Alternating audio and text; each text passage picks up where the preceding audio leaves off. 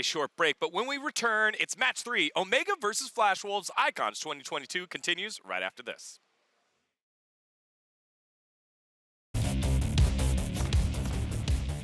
There's something about games. What you're doing there gives you real chills. There is one thing that can't be stopped. Feelings. And if you can feel it, It must be real, right? and that's That's real magic.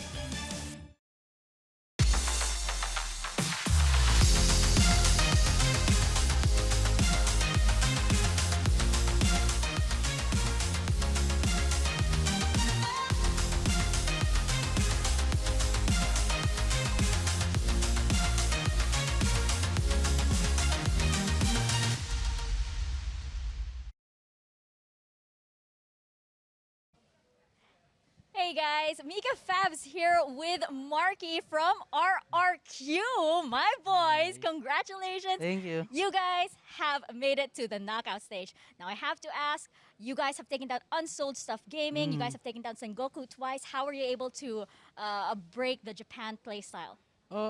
We break the Japan's playstyle because we are not new to their playstyle.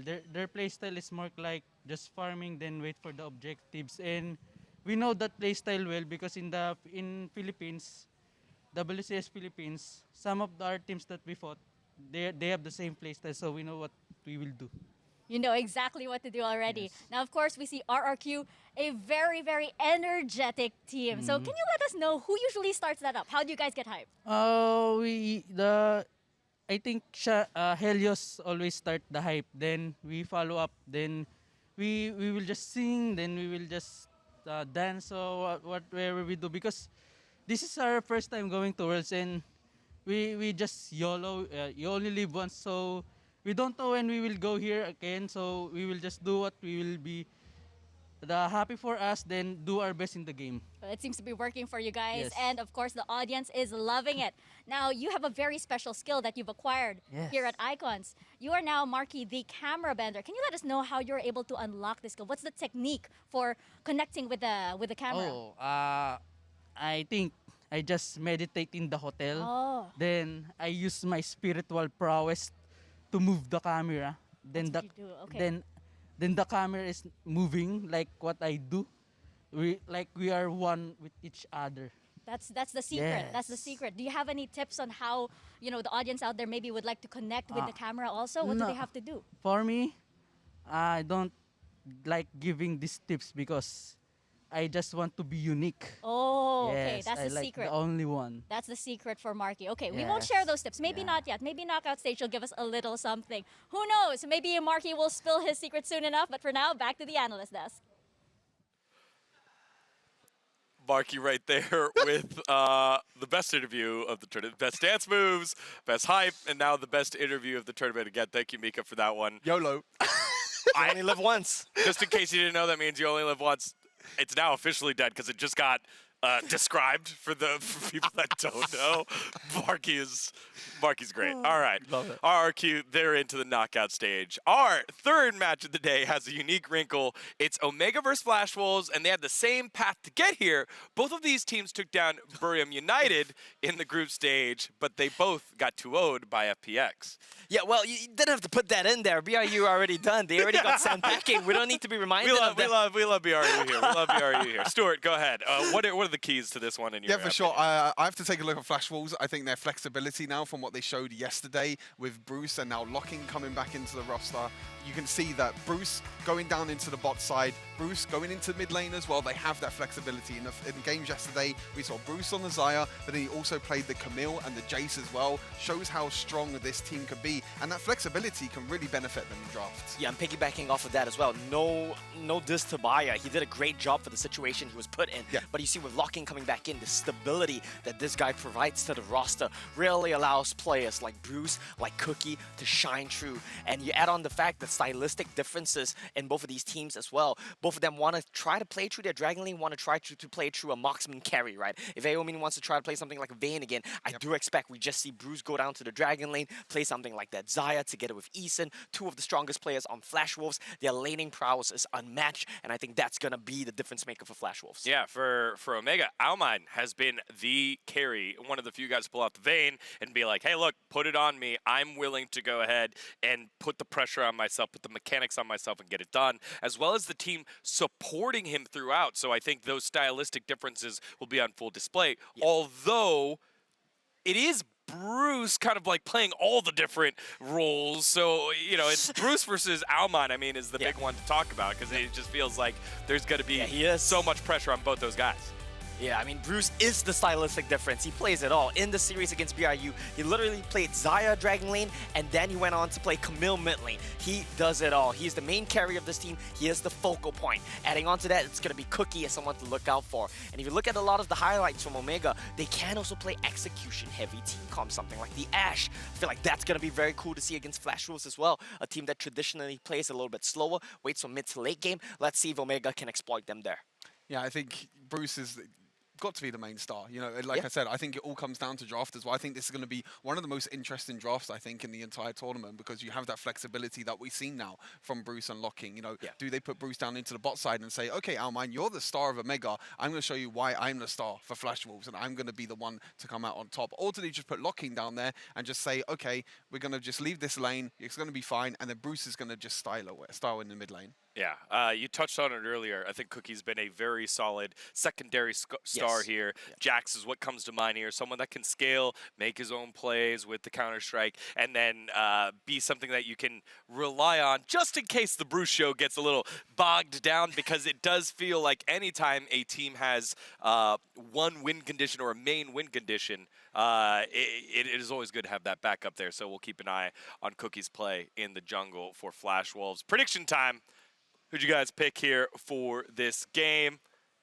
Oh, it's just me. Oh, you're on the hype train, the Western hype train. I am taking the Western hype train. I think when we think about Omegha, Almine, and the rest of the squad, although they took the loss, they seemed even-keeled, right? A lot of the Brazilian squads that we see, very passionate either way. When they win, they have the highest highs. When they lose, the lowest lows. When I had the opportunity to interview Almine, it was very even-keeled after their victory. And so I think that kind of mentality mindset very much felt like the essence of a championship mindset here, whereas Flash Wolves, we've seen them have bad days. We've seen them have tough days. So we'll see if they're going to be able to bounce back. Quick, final thoughts here. Yeah, I'm definitely a big fan of the mindsets coming in from Omegha, from what we've seen from the interviews. I just think Flash Wolves' experience as well as pedigree will come in clutch for them today. All right, well, for the cast of this matchup, let's welcome the other half of our casting team today. It's Kangas and Hells Devils. Guys, I hope you guys brought your popcorn. This is going to be a good one. Thank you, D-God and the desk. Popcorn's actually bad to have before a cast. Hells, I know that you're the newer member to the team on the international broadcast, so I got to give you some tips there. Yeah. Don't listen to D-God. I just had a massive shake, right before. which is also not a good thing. Shakes are not great, too. Yeah. We'll keep our tabs on that as you're feeling going into this. We got the final two series of the group stage. Omegha versus Flash Wolves, the last representative from the WBR up against what could be the third team from the WCS to qualify for knockouts. And that's Locking playing for Flash Wolves right now instead of Baya, so they are changing it up a little bit as well.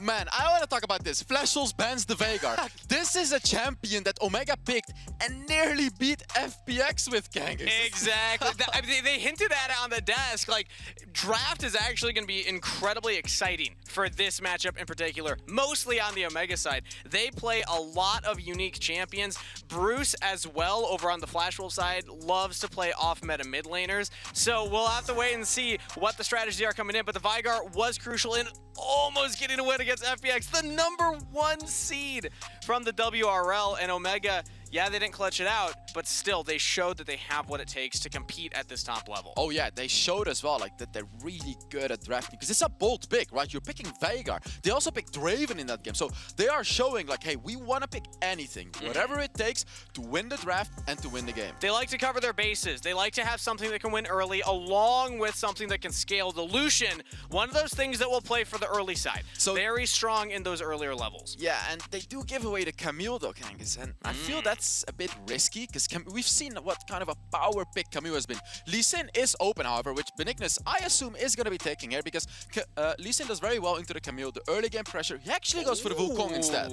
I was expecting the Lee Sin as well because that was played in both of Omegha's wins earlier against BRU. But no, it's instead going for more of a team fighting style of champion with the Wukong, more of a mid game, but again, covering their bases. Ziggs, pretty decent scaling. Lucian can control early. The Wukong can be this kind of mid game power spike, ultimate around the objectives team fighter. So they're still hitting multiple different, times in the game that Omegha can be strong. I actually expected Flashwolves to pick a potential Renekton here because right now Omegha Esports did pick up that team fighting composition, but they are putting themselves in a vulnerable position throughout that early game, throughout the early game pressure, because especially Flashwolves having that Jace right now and picking up Varus shows like we want to outpoke your Ziggs as well. So before the fights, it's going to be very interesting to watch Flashwolves against Omegha because both of them are going to be poking constantly, but then the question is who's going to have the best hard engage, right? And talking about Omegha Esports as well, these guys have pulled off the Ashe Lux combo as well. Hey. And while we are already seeing a Lucian and a Ziggs, it's probably not going to happen in this draft, but yet again, like if you're going to see something crazy, it's going to come from Omegha Esports. Imagine these three champions with an Ashe Lux. I don't know if it's a good comp. Probably not. The amount of range they can throw out, quite scary.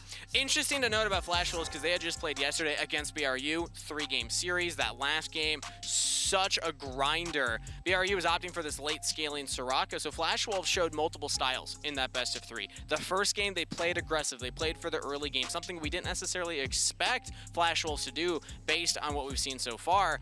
This draft so far feels like they can pivot one way or the other. The Camille still doesn't give them some scaling, so I'm really interested to see what this 4th pick is, because this will tell us what style they're going to go for, and it's another scaling champion. It's another scaling champion, and support hasn't been picked yet by Flashwolves. We can see Omegha Esports banning out the Rakan, banning out the Thresh.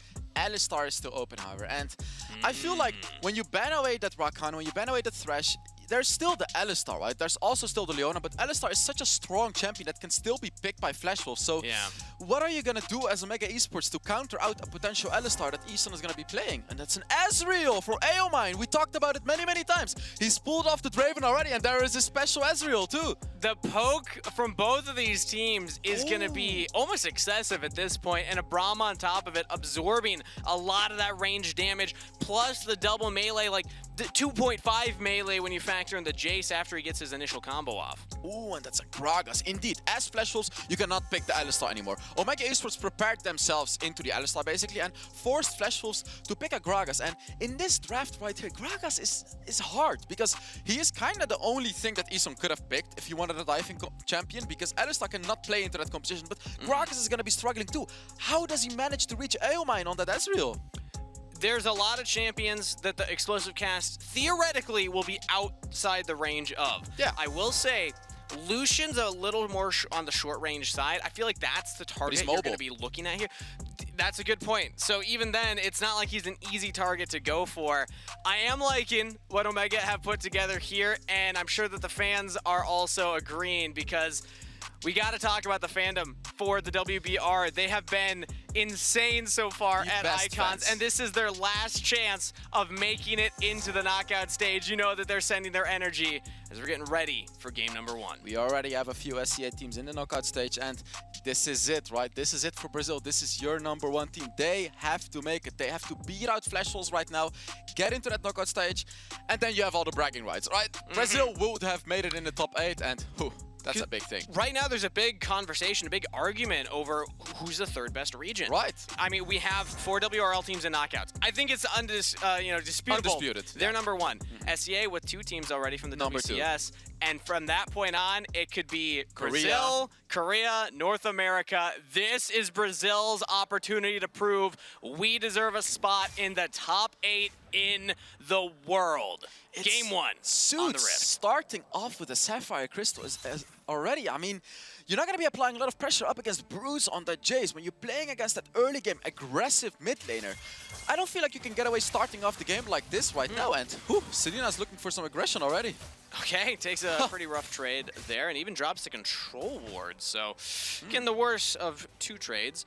But going back to that point, this means that probably more scaling. If they're going to be going for that tier as quickly as they can, first back tier purchase is what I'm expecting from Sweets and Almine. Yeah. Means that Omegha maybe foregoing the initial couple levels of pressure that they could output and instead saying, we're going to try and scale toward that second dragon, that second herald. And now I want to see Flashfuls being super aggressive, right? Like, they have the champions to pull it off. While Cookie is playing on a late game champion, which is the Jax, Ysera with that Camille ultimate, Bruce playing that Jace, and when you have the Varus ultimate is unlocking, I'm expecting Flashfuls to do a lot of ganking, constant pressure, you know, to destroy that composition for Omegha Esports that skills so hard into the late game. Cookie does play a pretty aggressive Jax, so historical context-wise, we could definitely see that here. But the first thing that I want to highlight is who's going to be favored at those early objectives. We've seen teams throughout Icons more adapting to the style of teams like J-Team, teams like JDG, Nova. A lot of the WR representatives will go for these early plays at turrets, and Flashwolves no exception. They actually have shown willingness to send 3 members towards those first dragons right at the 5-minute mark. The question is, will they find any leads before we get to that point? So while I really like the composition of Flashwolves, there's one pick that I really love about Omegha Esports. I feel like I'm not going to have enough time to talk about it though, because man, Cookie is hungry for some kills. He's spotted on the control ward. I'm wondering, he must have realized that and just says, okay, I'm just going to go for the Krugs anyway. It's about the tempo at this point. Selena goes forward, but yeah, Cookie will just get this whole Krug, so that's a successful steal. And this is good for Omegha Esports, right? Even though Cookie did get some of their jungle, this is fine. As long as you survive the early game, that's what you want. So the one thing that I really love about Omegha Esports composition is the Braum. We haven't seen much Braum, but first of all, to block out the Varus engage, because Braum can block the ultimate, Braum can block the arrows. But secondly, when you combine Braum with an Ezreal and the Lucian, these are both champions that can very easily proc his passive. Lucian with the double shot, Ezreal with his first ability. So they do have the engage. They do have that very early stun, and then also the follow-up by the Braum ultimate. The question is it gonna be enough? Huya on the Baron lane Lucian. In trouble right now. Isan, okay, maybe he spotted him. I think he would have noticed that with the minions, how far they were. Should see that Isan is there. So Isan decides to back off. Something we haven't talked about yet, so I'm happy that we are actually highlighting this, is Huya on that Lucian Baron lane pick.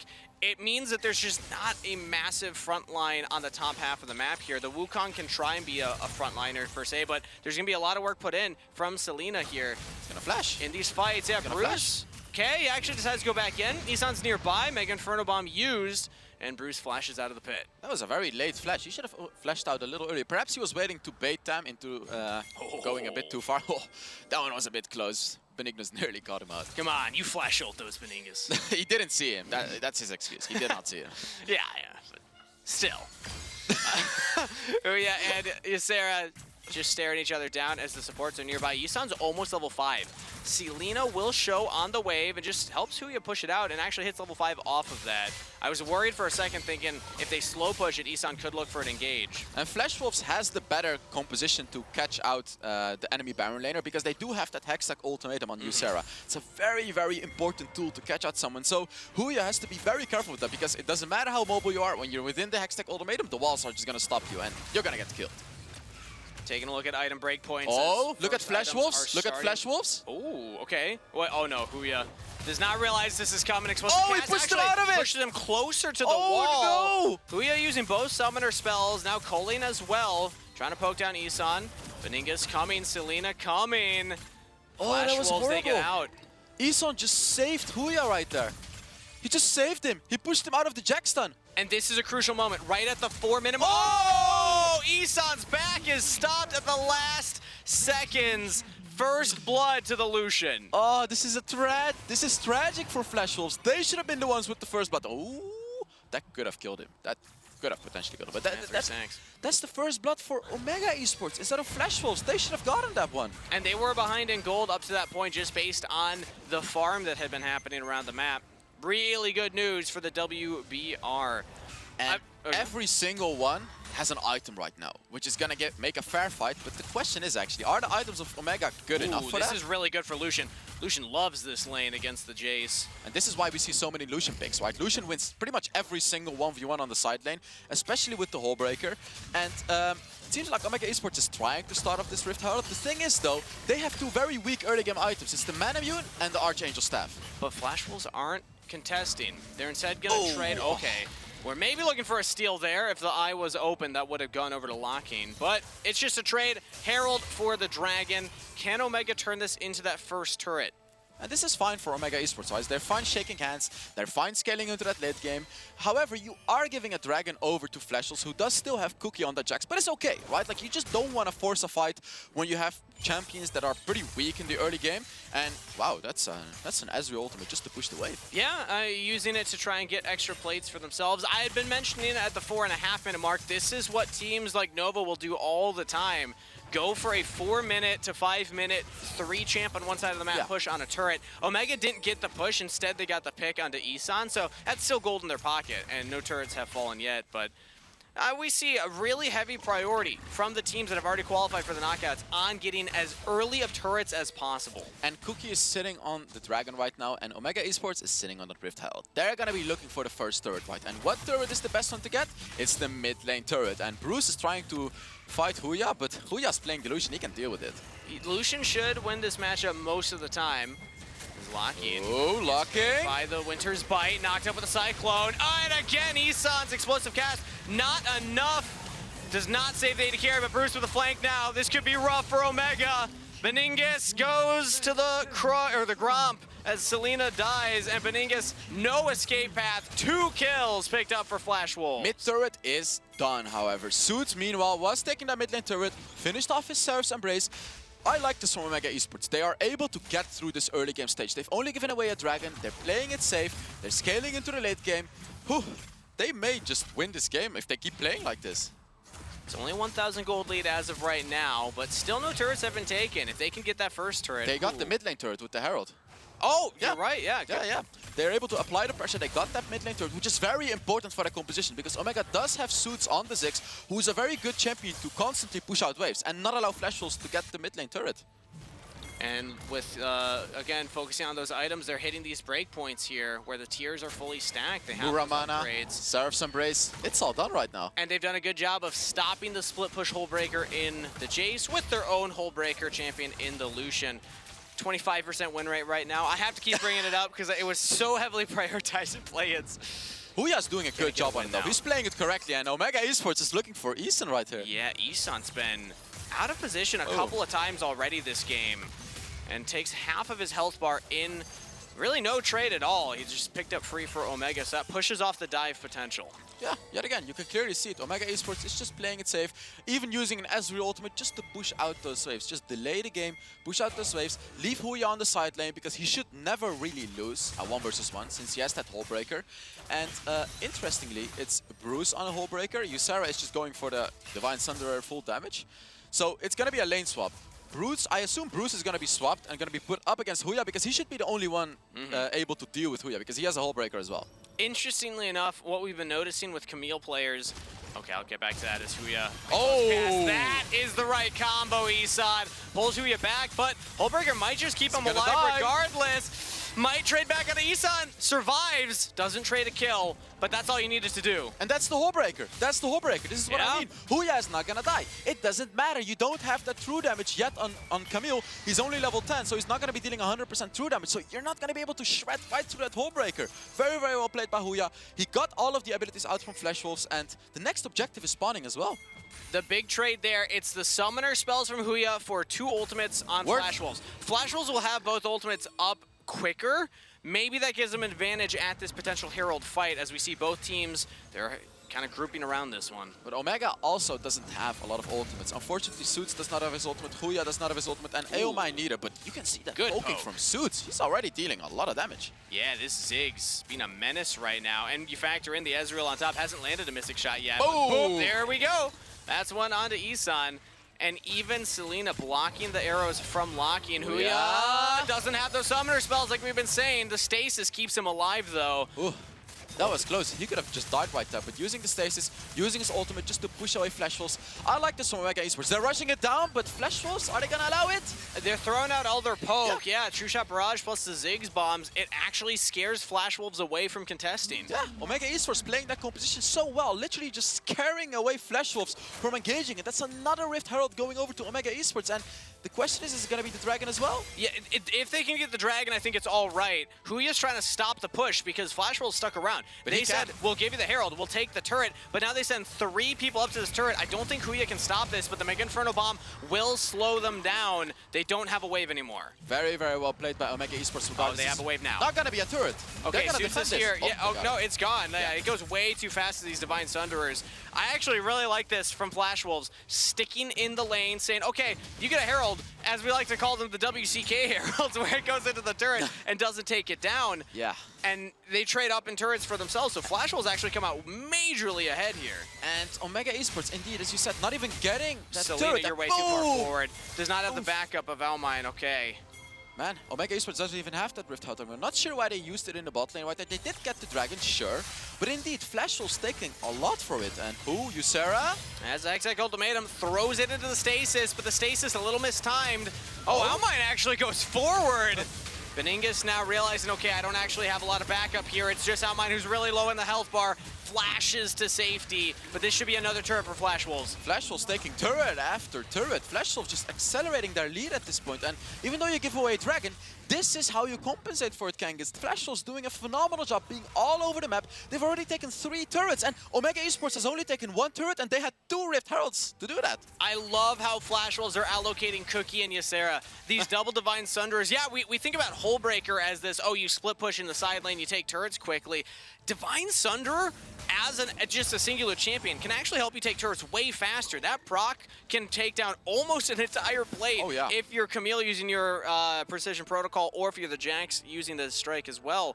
So I think the Flash Wolves, they're just reading the meta really well right now, saying, okay, we've seen how valuable turrets are, and we're just saying, we don't have to fight. We don't have to go for these big 5v5s. We can just take the gold from the turrets. Kangas, Flash Wolves is full AD.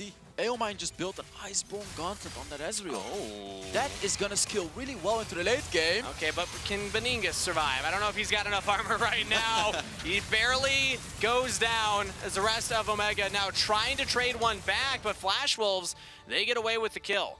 Omegha Esports doing a lot of poke damage, but they're not securing those kills. And that's why the lockdown from Ysera is going to be so important. That Camille ultimate, able to pick up Benigmus, able to get them the kills. And that's what it's all about, right? Like, if you get so many pokes, but if you don't get the kill, it doesn't really matter. But then that Iceborne Gauntlet, the armor boots, this Ezreal, Aomine is going to be very, very hard to kill for Flash Wolves in the late game. Ysera is going to be the only one that's going to be able to deal the true damage to chunk down Aomine.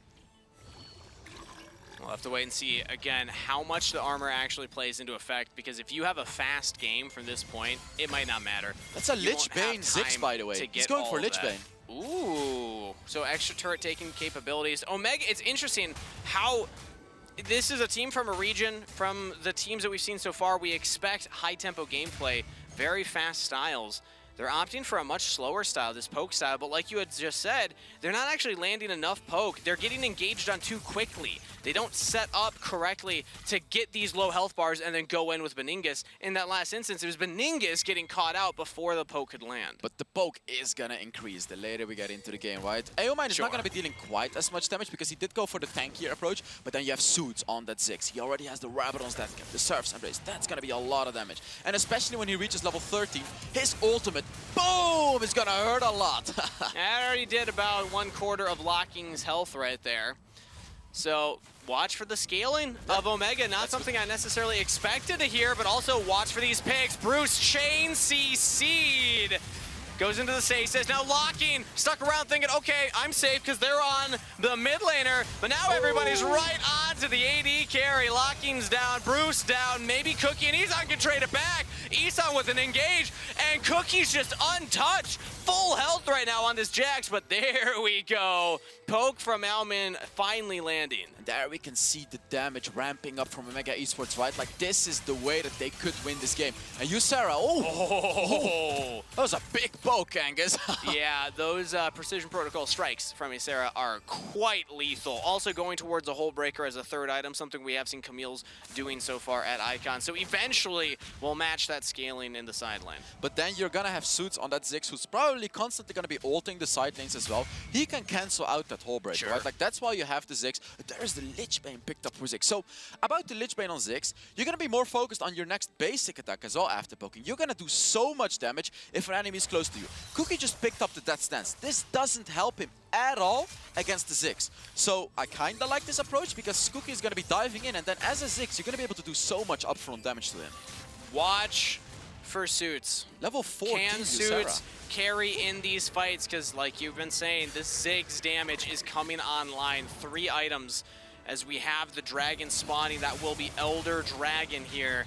And that we've seen so many games decided at Elder. It's a 3,000 gold lead for Flash Wolves. That feels nice, but that's not like game ending right there. Maybe a pick on Huya would be though. Ysera taking the 1v1. The Hull Breaker is completed. So Huya flashes. Ysera with a follow-up flash. Tactical sweep for the slows. And there we have it. The solo kill for Ysera. Omegha, they started up the dragon. It was just Beningas all alone. So Cookie chasing him down. They haven't utilized their poke. There's no low health bars to the side of Flash Wolves, but Beningas is almost dead. They're gonna lose an inhibitor here.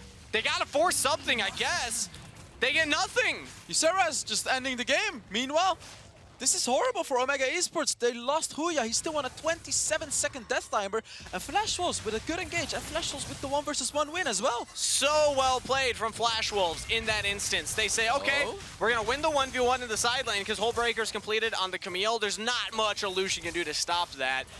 And on top of that, we're going to push them off of the Herald. They don't even commit to the Herald. So many regions would have gone, okay, well, we push back Beningas, he's backing, let's start up the Herald, but then all the poke comes through. I think Flash Wolves are realizing, don't even give them a chance to throw poke at us. And Flash Wolves extending their lead to 5,000 gold right now. They're gonna be the ones looking to start off this Elder Dragon because they want to push their advantage. Because if you just keep delaying it over and over again, when Suits reaches that 4 item mark, when Elmine reaches that 4 item mark, you're not gonna be able to do anything against it anymore. Huya starting to group with the team, actually taking the Wolves right now. This is the poke that Omegha need. Isan has a Warmark Suits to land stuff. As Ysera with the Guardian Angel now completed. Do you throw out the Hextech Ultimatum? Of course you do. Huya, no stasis as it is still on cooldown. Ysera looking for another solo kill. Ysera might just end this game on his own. Huya is just getting solo boloed over and over again, actually picking up that Solari charge plate with no crit at all. You need to be tanky here. And Ysera's literally going to end the game. Like, okay, Suits is flashing forward, but Ysera's on the Nexus. It's over. It's a backdoor win for game number 1 elimination on the line. And Ysera does it himself. It's over. It's just over. We were talking about the Elder Dragon, but Ysera doesn't care. He just ends the game. He just solo ended the game with his Hull Breaker. You just told me, Kangas, I don't need a Hull Breaker anymore. Just in a ranked match. All the inhibitors are gone anymore. I hope Ysera just showed you otherwise. You just ended the game with Hull Breaker minions. All right, context-wise, in my game, I was full build, and we already had 2 inhibs down. You don't need the Hull Breaker at that point.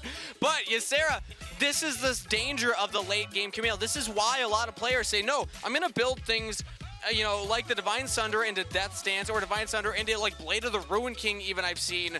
They go for more of these damage builds in the dueling style, and then they'll get the Hull Breaker 3rd or 4th item, because a lot of times it takes you by surprise. Like these Lucians and Corkis get so comfortable in the side lane, like, oh, I can survive the Camille. I have Hull Breaker. Then she shows up with Hull Breaker, and there's no chance you kill her. Camille does true damage. I think a lot of people somewhat forget about that, but true damage goes right through the Hull Breaker. Sure, you're gonna be tanky with the Hull Breaker, sure, Huya, but you're not gonna be tanky against true damage. And Ysera just showed us, like, he just absolutely destroyed him, killed him twice in a row, applied so much pressure, and literally just ended the game. The poke was not enough for Omegha. They couldn't set up at these objectives ahead of time so that they could actually utilize it and get advantages with that. And then once the side lane was losing and Ysera just literally won that game on his own, That's a rough way to start off your best of 3 elimination series. So let's bring back Degon and the analysts to break down that one, because I think there might be one key moment that you want to talk about. I know there's one key moment. Thank you very much, Kangas. I know there was one key moment there, but I do want to start back on the draft in this one as Flash Wolves take down Omegha in game number 1. You got excited, and Ezreal showed up. You got Ezreal, Lucian, Ziggs. It's like, whoa. That's a lot of damage coming out from the side of Omegha. And then, you know, it was like, okay, well, you know, they're kind of squishy. They'll get jumped upon. But they did a good job continuing to keep their distance and not allowing the Jacks to go and close the space here, Stuart. Yeah, I think that was a big thing. I think the Ezreal is a pick that Almine has played a lot in the Wild Tour as well. It was one of the picks that he played, which got them the reverse sweep against Vivo Keed in that grand final. So it's a pick that he's comfortable on. But the only thing is that we already had the Lucian in the draft. Now, Almine has played Lucian before. And to be honest, Huya did not look comfortable on this Lucian at all. You know, we saw before with like the solo kills, we used to Huya playing these tanks. He's played a lot of tanks before. He plays the tanks very aggressive. But I did like the picks from Omegha. You know, the Ezreal was really, really good. I feel like Almine had a pretty decent game, and then the Ziggs as well for Suits. The picks are definitely good. There's a timing window somewhere in the mid-game, 10 minutes or so, where you spike crazy hard. You get a 2-item completion, Monomune completed on Ezreal, 2 items on Ziggs, 2 items on Lucian. You start to team fight, you start to take fights. But eventually a timer hits, and we saw that play out in this game, where Ysera's unanswered on the side lane. Cookie will be unanswered as well, but he didn't need to go split push, and that just spelled the end of it for Omegha. Yeah, honestly, it was this fight here around the red buff of Flash Wolves where I thought that's where Omegha was going to take control, but Cookie did a fantastic job just stalling out the time, and then the 1v1 on the side lane. No answer for the Camille. Ysera piloting that one to victory, and then just this closeout here. Yeah, I mean, what a way to lose, right? And it's Ysera that hard carried the game as well. He's normally a role player for the Flash Wolves. Yeah. Leading to this, we said Bruce, we said Cookie, but in game 1, it's Ysera. Yeah.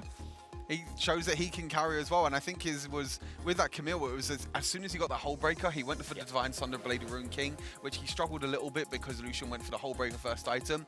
But as soon as Camille finished that Hull Breaker, he knew that he could go into the side lane and he can easily win that 1v1 against Huya, and that's exactly what he did. Yeah, the amount of tankiness that was provided, plus the damage that Ysera put out, and you could see it right there. A lot of that coming later on. Huya getting a lot of the damage earlier. That damage bar was blue first, and then more of the orange-red there at the end as Ysera split push to close out this game.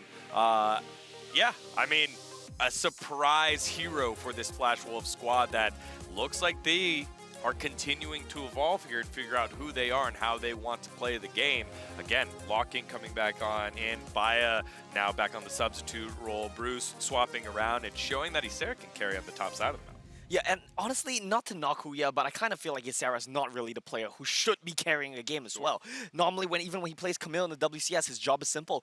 Be the engager for us. Go in, Hextag ultimatum, we're going to team fight, we're going to win the game. Ysera has a very good understanding of when he can push, but he's not normally the one styling on people in side lanes. Right, well, I want to take a look at the jungle role then here for Omegha, because we take a look at the other roles. It was, you got Ziggs, you got Lucian, you got Ezreal, so you had the damage there. Then you get a Wukong there for Benignus, but it didn't quite turn out the way that it wanted to, and it created space for the damage dealers, but they weren't able to close out and convert those into kills when they probably needed to there in the mid game. I think we had to wait for this comp to scale as well. I think you need to wait for Ziggs to have a few items, Ezreal to have a few items. We can see in the early game that was very, very back and forth. There was a lot of trades that was happening, and Omegha was up for the fight. They were actually winning some of these trades in the early game because of the Wukong that did help them, like you said, with the spacing, allowing Ezreal and Ziggs to poke in the back line. But I think it just got to a point at the game where it was really weird because the game was really, really close, and then it wasn't, and then it just ended just like that. All it took was just the Ysera on the Camille, just a split push, and that was it. But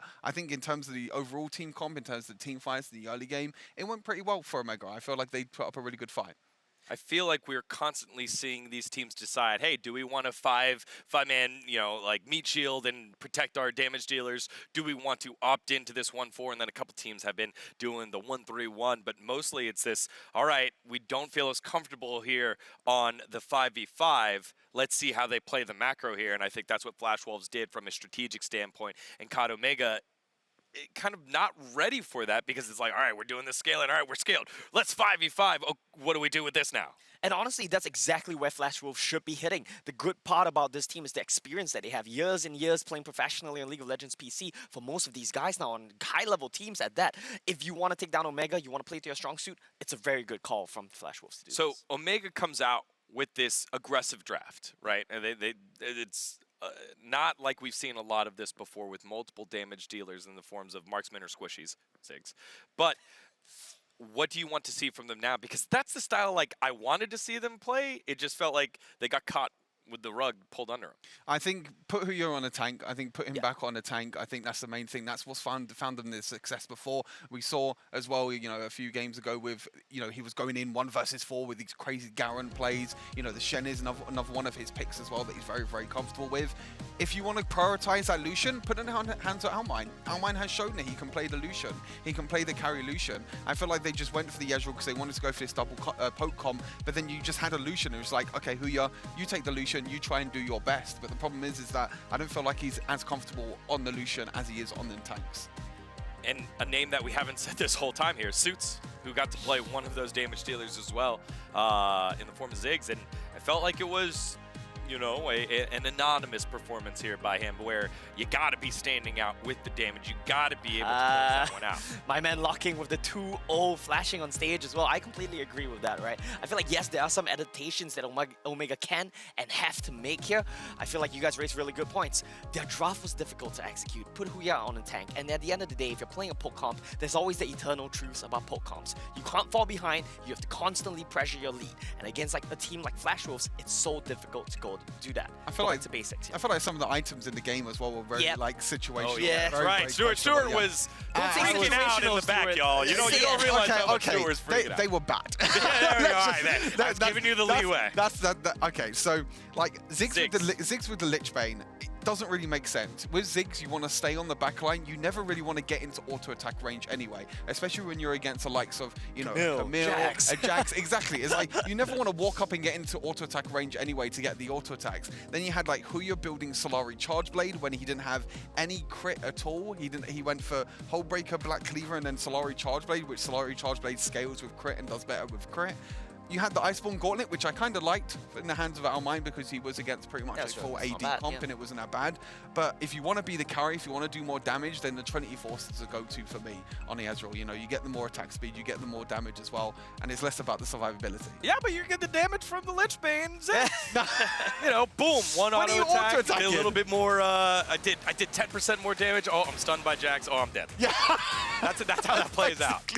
All right, all right. Let's see what happens. All right, shopkeeper Stuart here, not letting anything through today, and Omegha will not get through unless they get a victory here against Flash Wolves. Flash Wolves looking to make it 3 for 3. 3 for 3 at 6-0 at that for the WCS today if Flash Wolves win this game. Honestly, last game, it hit a point where Flash Wolves just showed their dominance, but it was not a one-sided game. Omegha was definitely in it, and with some tweaks to drafts, I could definitely see Omegha bringing us to a game 3 here. Look at that, another respect ban against Suits. He's been pulling Yeah. Little Vagar all the time. Camille, so just kind of like a knee-jerk reaction ban here for Omegha, just getting that one out of the way. That's going to open up something in the draft right now. It looks like Yumi is open. That normally gets banned away there on the red side. Yep, there it is, the third ban red side for Yumi. So Omegha did ban Corki last time, and they replaced the Corki with the Camille this time. So potentially it's going to be interesting. Yeah, they could be the first pick now. Before they did first pick the Lucian, so now it's like, do we go back to the Lucian, or do we now go for the Corki? Which Suits has played the Corki a few times in that mid lane. It's definitely a pick that they feel comfortable with. But now you have to decide, because if you feel like, I feel like if you don't pick it up, then it could go into hands up. Okay, that's. Okay, we wanted that. We wanted Huya on a tank. I don't mind that unless they pick Corki Lucian. See, I mind that because it's a good pick for Huya, but you're picking it way too early here. Flash Wolves are not going to snatch a 1-2 Garen away from you. You can very well pick Garen on blue side 2-3 here, and this just sets up Ysera to play a third pick, Darius pick. You know what the crazy thing is? Garen wasn't picked or banned at all in the last game.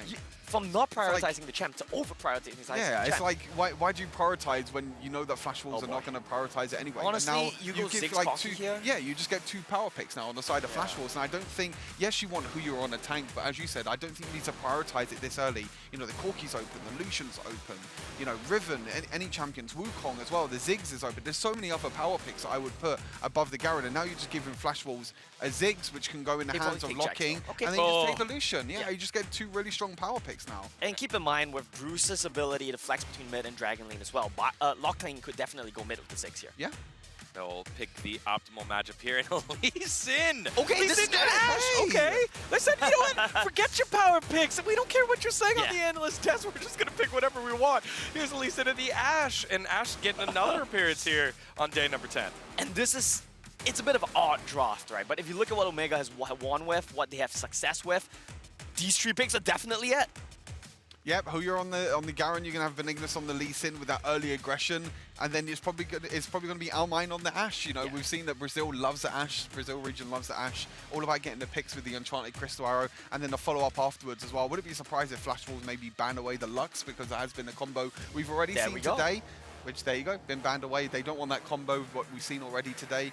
And also Brazil as a region has played it before as well, and Omegha have played it before. So now we're going to get through the second ban phase to see. I mean, I would be scared if I was Omegha anyway. Yes, they're comfort picks, but you're against a Ziggs, a Lucian, and a Jax. And I think Omegha definitely have to consider banning the Darius away here. They went for the Garen so early. They're happy that it has not been counterpicked yet. But if they just opt to ban support picks for Eason, then it could end up being a little bit problematic because your Sarah can pop off and carry again. I think in last game there was like 6 or 7 support bans in total. Yeah. I think there was, and it got to a situation where we were going really, really down on the support list, and it seems like it's going to be the exact same again with, you know, Rakan being banned, the Lulu's been banned away now. The Karma and Yumi is already banned. Lux, I guess you could say, is kind of a support in a way, but most likely Pseudo support, a duo lane one. And then the Galio, another support. We're just getting support bans all around at the moment. But this does heavily limit the options for Eason. He needs something that can either 1, engage, or 2, support the Jax. And I'm having a hard time coming up with options here. Maybe they go for Braum, maybe they go for Nami Lucian. These are the possible options I can see. He played Gragas in the previous game. His Gragas wasn't like the best. Oh, there you go, Nami. Yeah, probably Nami Lucian. This might be in the hands of Bruce as well. Like you said, it could be like a Bruce bot lane. Locking could take that Ziggs to the mid lane, and it's just all-out aggression against Since they've shown the Nami, I highly believe that there's a very good chance that Lucian Nami will be played bot lane by Bruce and Eason. And I would love to see how aggressive this duo gets. I think that's the strongest form of Flash Wolves. And this is the flexibility that we were talking about at the start as well. You know, the start of the series, Flash Wolves have that now with Locking coming back in. He can play mid lane if he wants to. Bruce can play in the bot lane, which we've seen as well. And it's actually Omegha that take away the Gragas this time. So more about the team fights. And we did talk a lot about Suits, right? What's his pick going to be? How's he going to round out the draft here? Still waiting on it. As Omegha playing to their strengths here. And again, we've seen this time and time again with teams with their back against the wall. They go back to what they know. Yeah. If we're going to go down, let's go down with something that we feel comfortable saying that we tried our best on. Well, this is something that they know. Gragas mid, Ash, Janna, bot lane against Lucian Nami. That's a bit of a struggle. I'll be honest. That's a really, really big struggle, I feel like, because Lucian Nami can just completely bully the Ash Janna. I think there's a situation where the Janna can be good, you know, especially against a Jax as well. And against a Wukong, you know, Janna is a pretty good pick against a Jax and a Wukong. You know, really, really good for disengage. The Gragas mid lane pick is something that we haven't seen a lot of. We've seen it a lot in the support role. We haven't seen a lot in the mid lane. But now we're going to be seeing full damage. Yeah, so basically right now what we're going to see from both of these teams, Omegha want picks. Ash Arrow into Dragon's Rage. Ash Arrow into Explosive Cast. That's the win con here. Flash Wolves, they want a 5v5. They want to find a flank angle for the Wukong. Cyclone, Tidal Wave, chuck all your spells on top of that. Let's see who does it better. We're going to have to wait and have a look and see. But I think, Flash Wolves have a comp that they're comfortable with as well. Yeah. I think they'll be comfortable with it. This is very Flash Wolves. You can see Bruce is hovering the Lucian already, so it's probably going to go down in that bot lane. Yeah. All right, well, there you have it. Draft is over.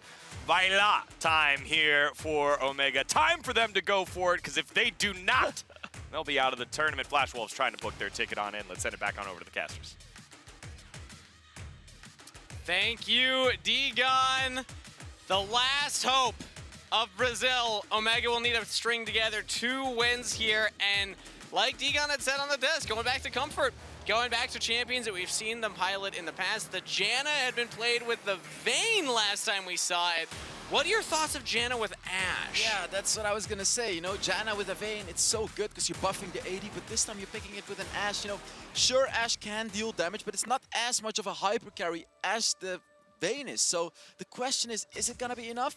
And if Omegha Esports, yet again, if they get to that late game, probably not die immediately. Oh, no. Okay. Wow. Has to flash. That's That not is good. Ignite and Exhaust used, so it's a trade, right? That's a flash and Elmine going back to base, so he's gonna be losing some minions as well.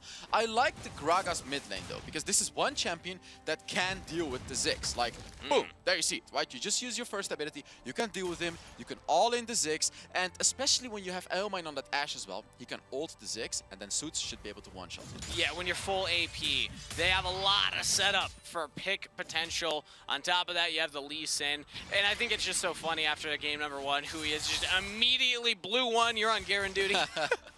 You're gonna survive, you're gonna do your job, be our front line, okay, Huya? And try not to lose too heavily against Ysera in lane, which so far, Still not having a rough working time. out. Exactly, even though he's on the Garen, Ysera is just a beast Baron laner. It's so hard to play against a Baron laner who really knows his stuff, and there's a lot of pressure on Huya right now because he has to do well on that Baron lane. He cannot fail again.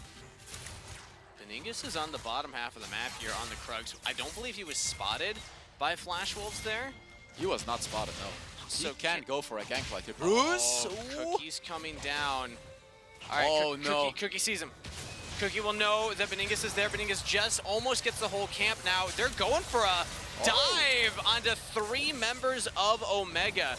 They don't pull it off, but they do catch the wave, and they get out. A bit too early to turret dive like that, and I'm sure Flashos understood was as well. super early. They tried to go on Benignus, but he escaped. But yeah, they did not go for the turret because that could have been a strategy. All 4 of them could have died if they turret dove, so this is fine for them. I mean, if Beningus had been on the top half of the map, or just not on the Krugs, They you could have gone for probably it. just get a kill. Or a 2 right there onto Almine and Selena. So, I don't hate the idea right there, but Beningus was in the right place at the right time. And they also have double defensive wards on the top half of the Rift here. Beningus did the move where you go for that control ward, and then you reset and you pick up the sweeper. The control ward stays on the Rift, so you know that Cookie is not invading you, but Flash Wolf still sending multiple members down here. Almine missing another wave. Yeah, Elmine is struggling in his lane right now, missing out wave after wave. And, you know, the gold lead is only 200 gold, so it doesn't really matter that much because it gets compensated on other lanes as well. So, right now, Benignus trying to get to level 5, which he just got, so he can pull off some crazy ganks right now. When you get that Lee Sin ultimate, that's the moment where you really, really want to go for those ganks. And because Cookie has spent 2 separate occasions going towards that bottom half of the map, he's actually behind in the jungle clear, so Beningus is just going for the full clear.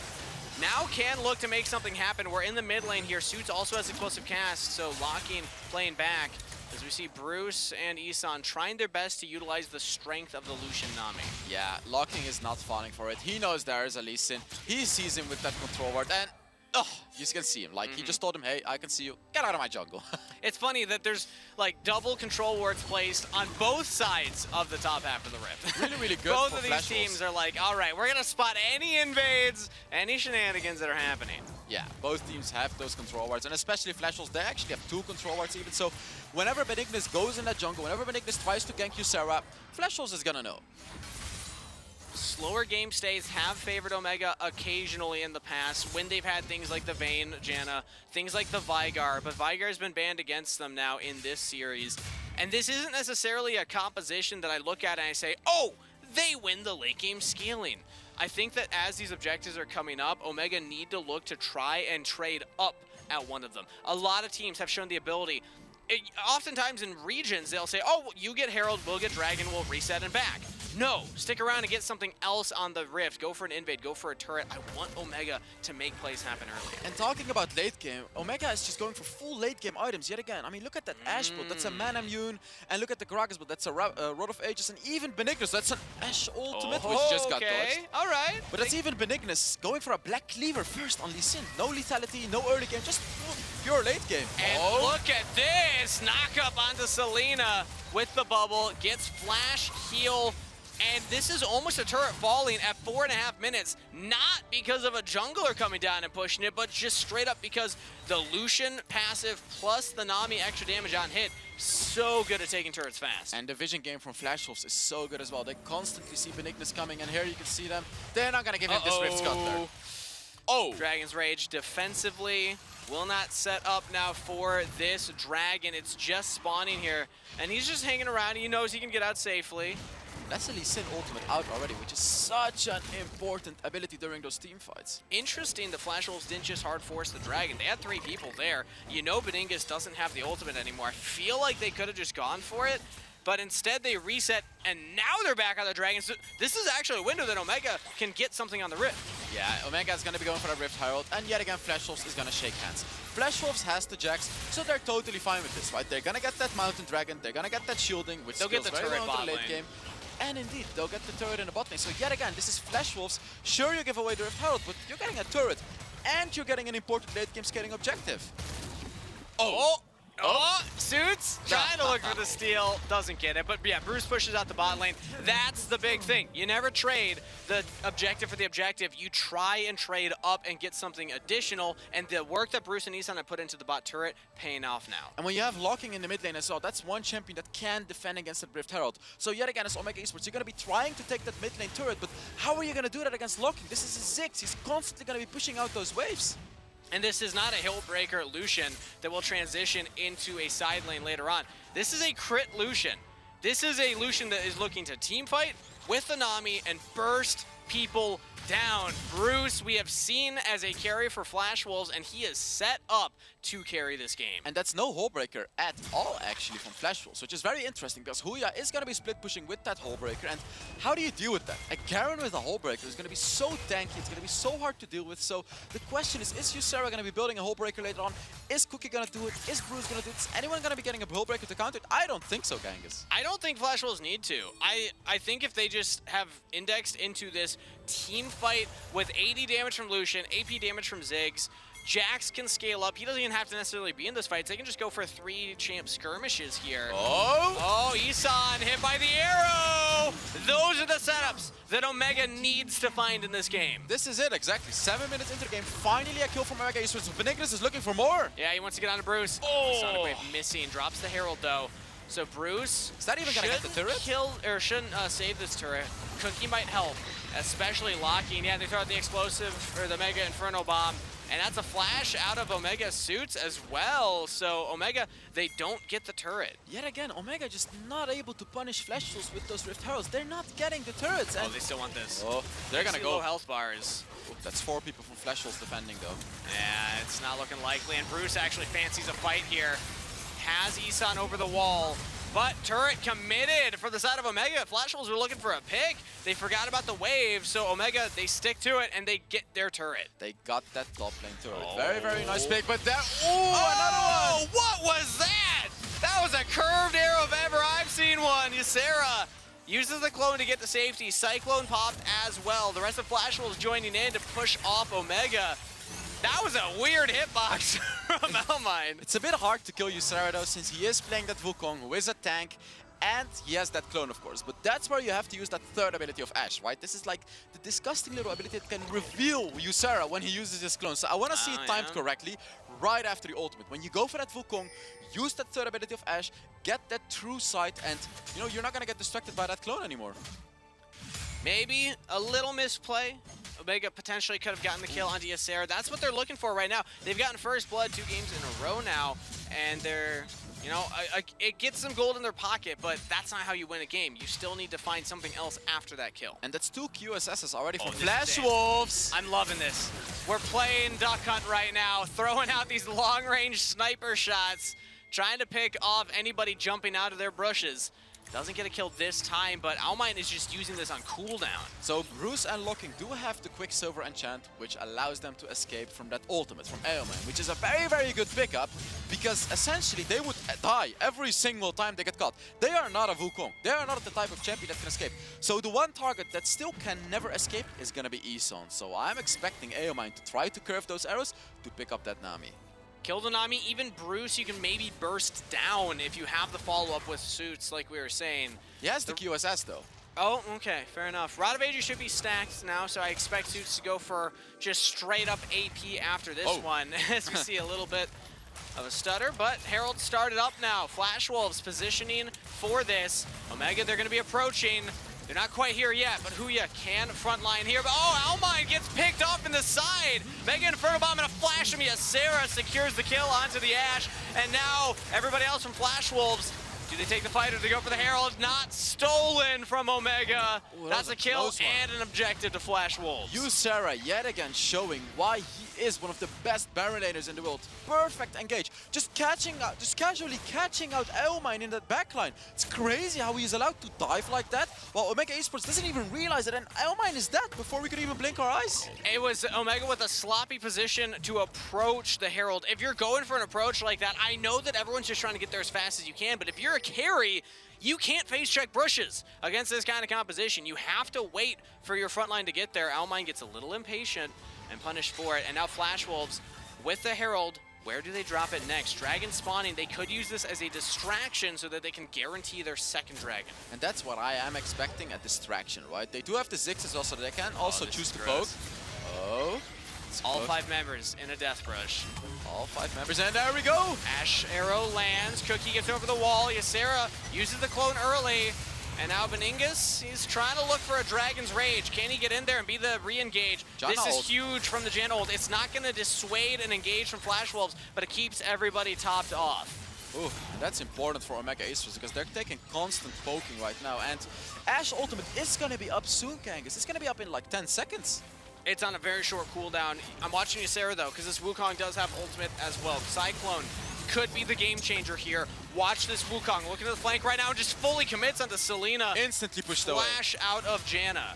Instantly pushed away by Beningus. He does not want to deal with that Wukong ultimate anymore. That's a very, very important ultimate from the side of Flash Wolves. That Wukong ultimate is one of the strongest team fighting abilities, so Beningus not even hesitating to use his ultimate to just push him away. Ashe arrow's up now, as well as explosive cast. Omegha, they're in a position where they can start to look for a pick, and Flash Wolves without their key engage ult, they have to back off. They cede control of the river to Omegha. And Gragas' ultimate up as well. Garen's ultimate up as well. That's a lot of ultimates up again. And Wins the he team also fight. has his ultimate. Beningus. Wins the team fight. It's gonna happen. Double redemption from Omegha. They don't want to deal with the poking. How long have we been at this current state? It's just control mid push, control the river, and now engage on a locking. Flash and barrier used by the Ziggs. The Ashe arrow thrown out, but Isan times the knock-up, so Almine cannot control it. And we're right back to beginning. And Janna's ultimate is up again. If they get poked, they can just use it again. It's just a game of back and forths. Flash Wolves finally say, all right, we will commit to the dragon. We will start damaging this thing. So Beningus might look for a steal. Dragon's Rage is up as well. We've got so many cooldowns, and he gets the steal. All of that for no kills, no team fight, just a dragon steal. Hey, at least they got the Dragon Kangas. They did it. They used a million redemptions. They used a million ultimates. But hey, they stole away the dragon. That's what it's all about. The redemptions are off cooldown. They could have done another whole round of that. But why does Omegha Esports have 2 redemptions? You already have that Janna. Why are they not getting a lock and enchant for those full engages? like that, Hells. For moments like that. They They were prepared for it. They knew what was coming. They can see in the future. They knew as we head into the Coca-Cola pop-off. It would have been funny if it was just the Janna ultimate, right? Or seeing the 2 redemptions, but here it is. This is why Lee Sin is one of the best objective stealing junglers. Using that first ability, securing the dragon like it's nothing. Yeah, you see the coaches getting excited about it as But it's well. a kill for Omegha Esports. Oh, pick on the lock-in. Okay, that was a big cooldown that they had expected. The flash and the barrier. Can Sweet survive? Full AP, unlikely. So Flash Wolves pick up a kill in the side lane to answer lock-in. If you're Omegha, keep pushing. You actually have the push. You could maybe take the mid turret here. Oh, yeah. Oh, they hesitate. They could have actually pushed that mid lane turret. It was 4 of them against only Ysera. They could have tried to take that mid lane turret as well.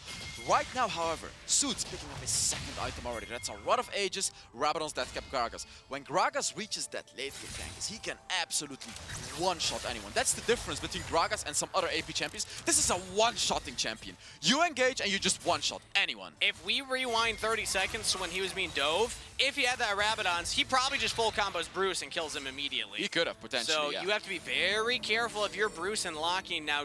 And Isan, Yeah. one Ash Arrow, and that can mean death with the burst damage of a Gragas. So let's take a look here. What we didn't catch. Oh, he got too cocky. He's like, I dodged the Ash Arrow. I'm fine. That was a full-on all-in by Omegha Esports, by the way. That was Selena using his ultimate with a flash combo too. And yet again, we see the redemption and the shield on the turret. Ooh, they almost take it down. I was watching for Bruce because he got out of that Ash Arrow very quick. It wasn't the QSS. So I think it was just the fact that it was super Mercury short range threats as Ash well. Arrow, yeah. Everyone has Mercury threats on the side of Flashholes. Makes a lot of sense, Yeah. right? Because you don't want to have to deal with the Ash Arrow. That's essentially what the whole composition of Omegha Esports is built around. You hit the Ash Arrow, you get that follow-up with the Lee Sin, with the Gragas, right? And if you can stop the stun, or at least get some tenacity, as we can see, there's 3 people with the tenacity. Locking did not go for tenacity because he has that QSS, and Bruce as well, he doesn't need it. They both have the QSS, so it allows them to get different boots. Interestingly, Bruce picking up that rapid fire cannon, which is not an item we see very often on Illusion, but it's gonna give him range. Gives him a little bit more range to deal the damage. Gragas damage. Try and trade onto the Gragas, who, yeah, like you said, is trading right on back. Omegha, Oh. they fancy a re-engage. Here's the Ash Arrow! Flash body slam from Suits! Cookie's still alive, though. And Isan keeping everybody topped off. Suits, Almine sticking around. Bruce very far forward here. Can he go for the outplay? Has summoner spells, flashes away. He's living! Flash Wolves don't lose a single member. Redemption kill? Oh, not quite. Man, how many redemptions? Oh, he's interrupted! Cookie with the psych, or no, rather. Wait, what stopped him right there? That must have been an instant stun Satchel from charge Cookie. by the Ziggs. Oh, that's what it was. Yeah. Very, very good reaction by Flashholes, because if they were only a half second later, they would have died right there from the Gary ultimate. Huya was going in with a mission. Use your ultimate and run away. If they kill Bruce right there, maybe they can make a play for the Baron. It would be aggressive. They committed a lot for that kill, not finding it. Still 2-2 on the scoreboard at 16.5 minutes in this game, Hells. This time, Huya is actually keeping up with Ysera, which is very impressive because in that first game, we saw him struggle a lot against that, in the last game, I actually forgot what champion. It was the Camille, that's what it was. Yeah. So they banned away the Camille, they're up against the Wukong right now, and Huya is doing good. He's level 13 against level 13. He's even ahead in gold with that Hull Breaker. We can see it definitely work out for Omegha Esports right now. A reminder for everybody at home as we have a brief respite right now. This is elimination for Omegha for the WBR's #1 seed. Maybe a reason why we're seeing such a slow game right now. No one's hard committing for the engages, but as I say that, Huya might just get picked off right now. Cyclone Flash from Ysera. They're on Almine, the second charge. Meanwhile, the rest of Flash Wolves, they're on to Zeus. Ysera will probably trade his life for this, but that's a 1-for-2 trade in favor of Flash Wolves. And that is why that mid lane turret is so important, Kang. Because if Omegha Esports had their mid lane turret, which got killed half a minute ago, by the way, they would have been able to escape. And yet again, This is Huya Elder. struggling. The Elder is up, and it's a 4 versus 3 right now. Beningus, can you do it again? You stole the last dragon. Now it's Elder. This one is necessary. Oh Elder Infernal. If Flash Wolves get this, this is a massive boon for them. Omegha don't even have vision in the pit right now. Beningus throws out the Sonic Wave. Bruce is here. He's hunting. He wants to just kill Beningus so that there's no steal potential. Beningus with the Dragon's Rage. I thought he might go back in there on a Cookie. Bruce going forward. Almine playing this pretty well so far. Flash Wolves, they want to get the kills. They want to secure the enemy jungler. Almine outputting massive damage and a double kill. Inferno bomb from Locking. Oh, and Omegha Esports did not see that one coming. Locking just smacking them with that ultimate. I don't think Flash Wolves can go for this. The rest of Omegha, they're back up. Oh, Suits with the damage, almost gets the kill. That's the late game Garen. He can do massive damage here, and now Omegha can get away. They have pushed Flash Wolves off of this dragon. And Almine is back at it again. He has his Maybe they ultimate ready. haven't. He has his ultimate ready. They can go for another engage. Yeah, no, Flash Wolves back up. There's no reason They to don't wanna force deal with this. this. You can't kill it without Bruce and Locking. Huya, same goes for you. Now in the pit with no flash, I think maybe he's trying to bait them in so that Suits can throw out damage. Beningus is Omegha gonna are get forcing teleport this. boots. Beningus is gonna get teleport boots. This is what's happening. Omegha is forcing this. There you go. Even Selena gets the teleport boots. Beningus is gonna be coming in as well. 15 seconds 5 on Bruce versus and 3. Locking. They're gonna fight. Omegha have a full team fight set up. This is massive for Brazil. Arrow lands on a Cookie. They got the juggler. Jam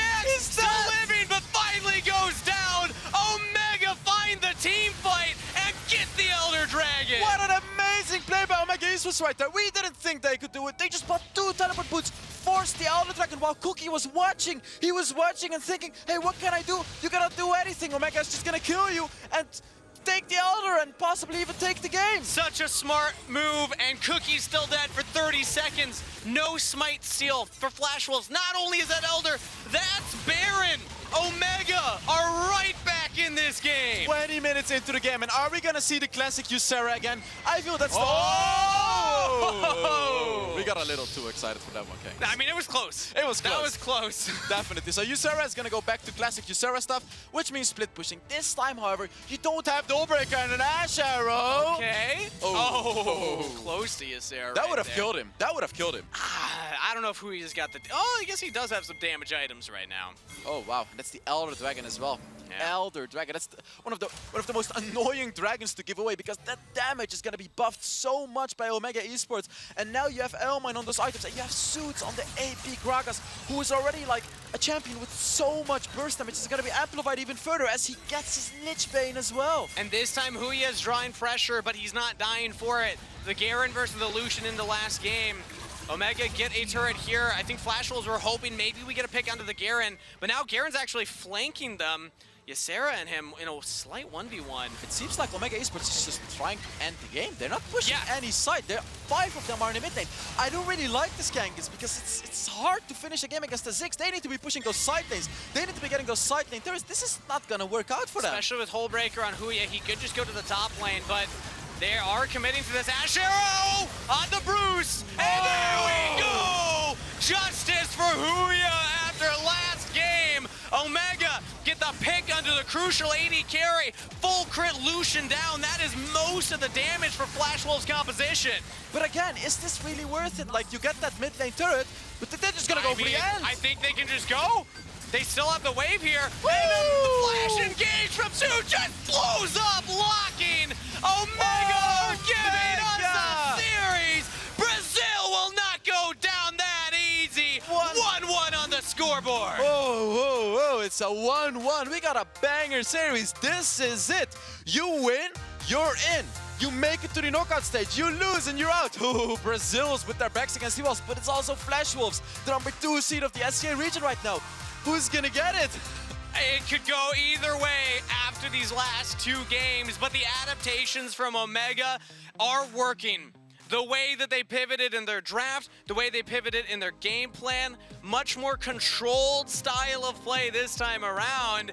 And that Elder Dragon play was so creative, and that was the turning point. And Ashe was a major reason for Omegha Esports to win that game. But the question is now, what the hell do you ban against Omegha Esports? Do you ban the Veigar? Do you ban the Ashe? Do you ban the Lux? Do you ban the Karen? What are you supposed to ban? Because also Benignis on that Lee Sin was looking incredibly scary. Yeah. How do you draft against a team like this? You just can't. On the Lee Sin, that's what he played in both games against BRU and looked incredible. And now Flash Wolves realizing, okay, we're the second WCS team to now be on the receiving end of Benignis Lee Sin.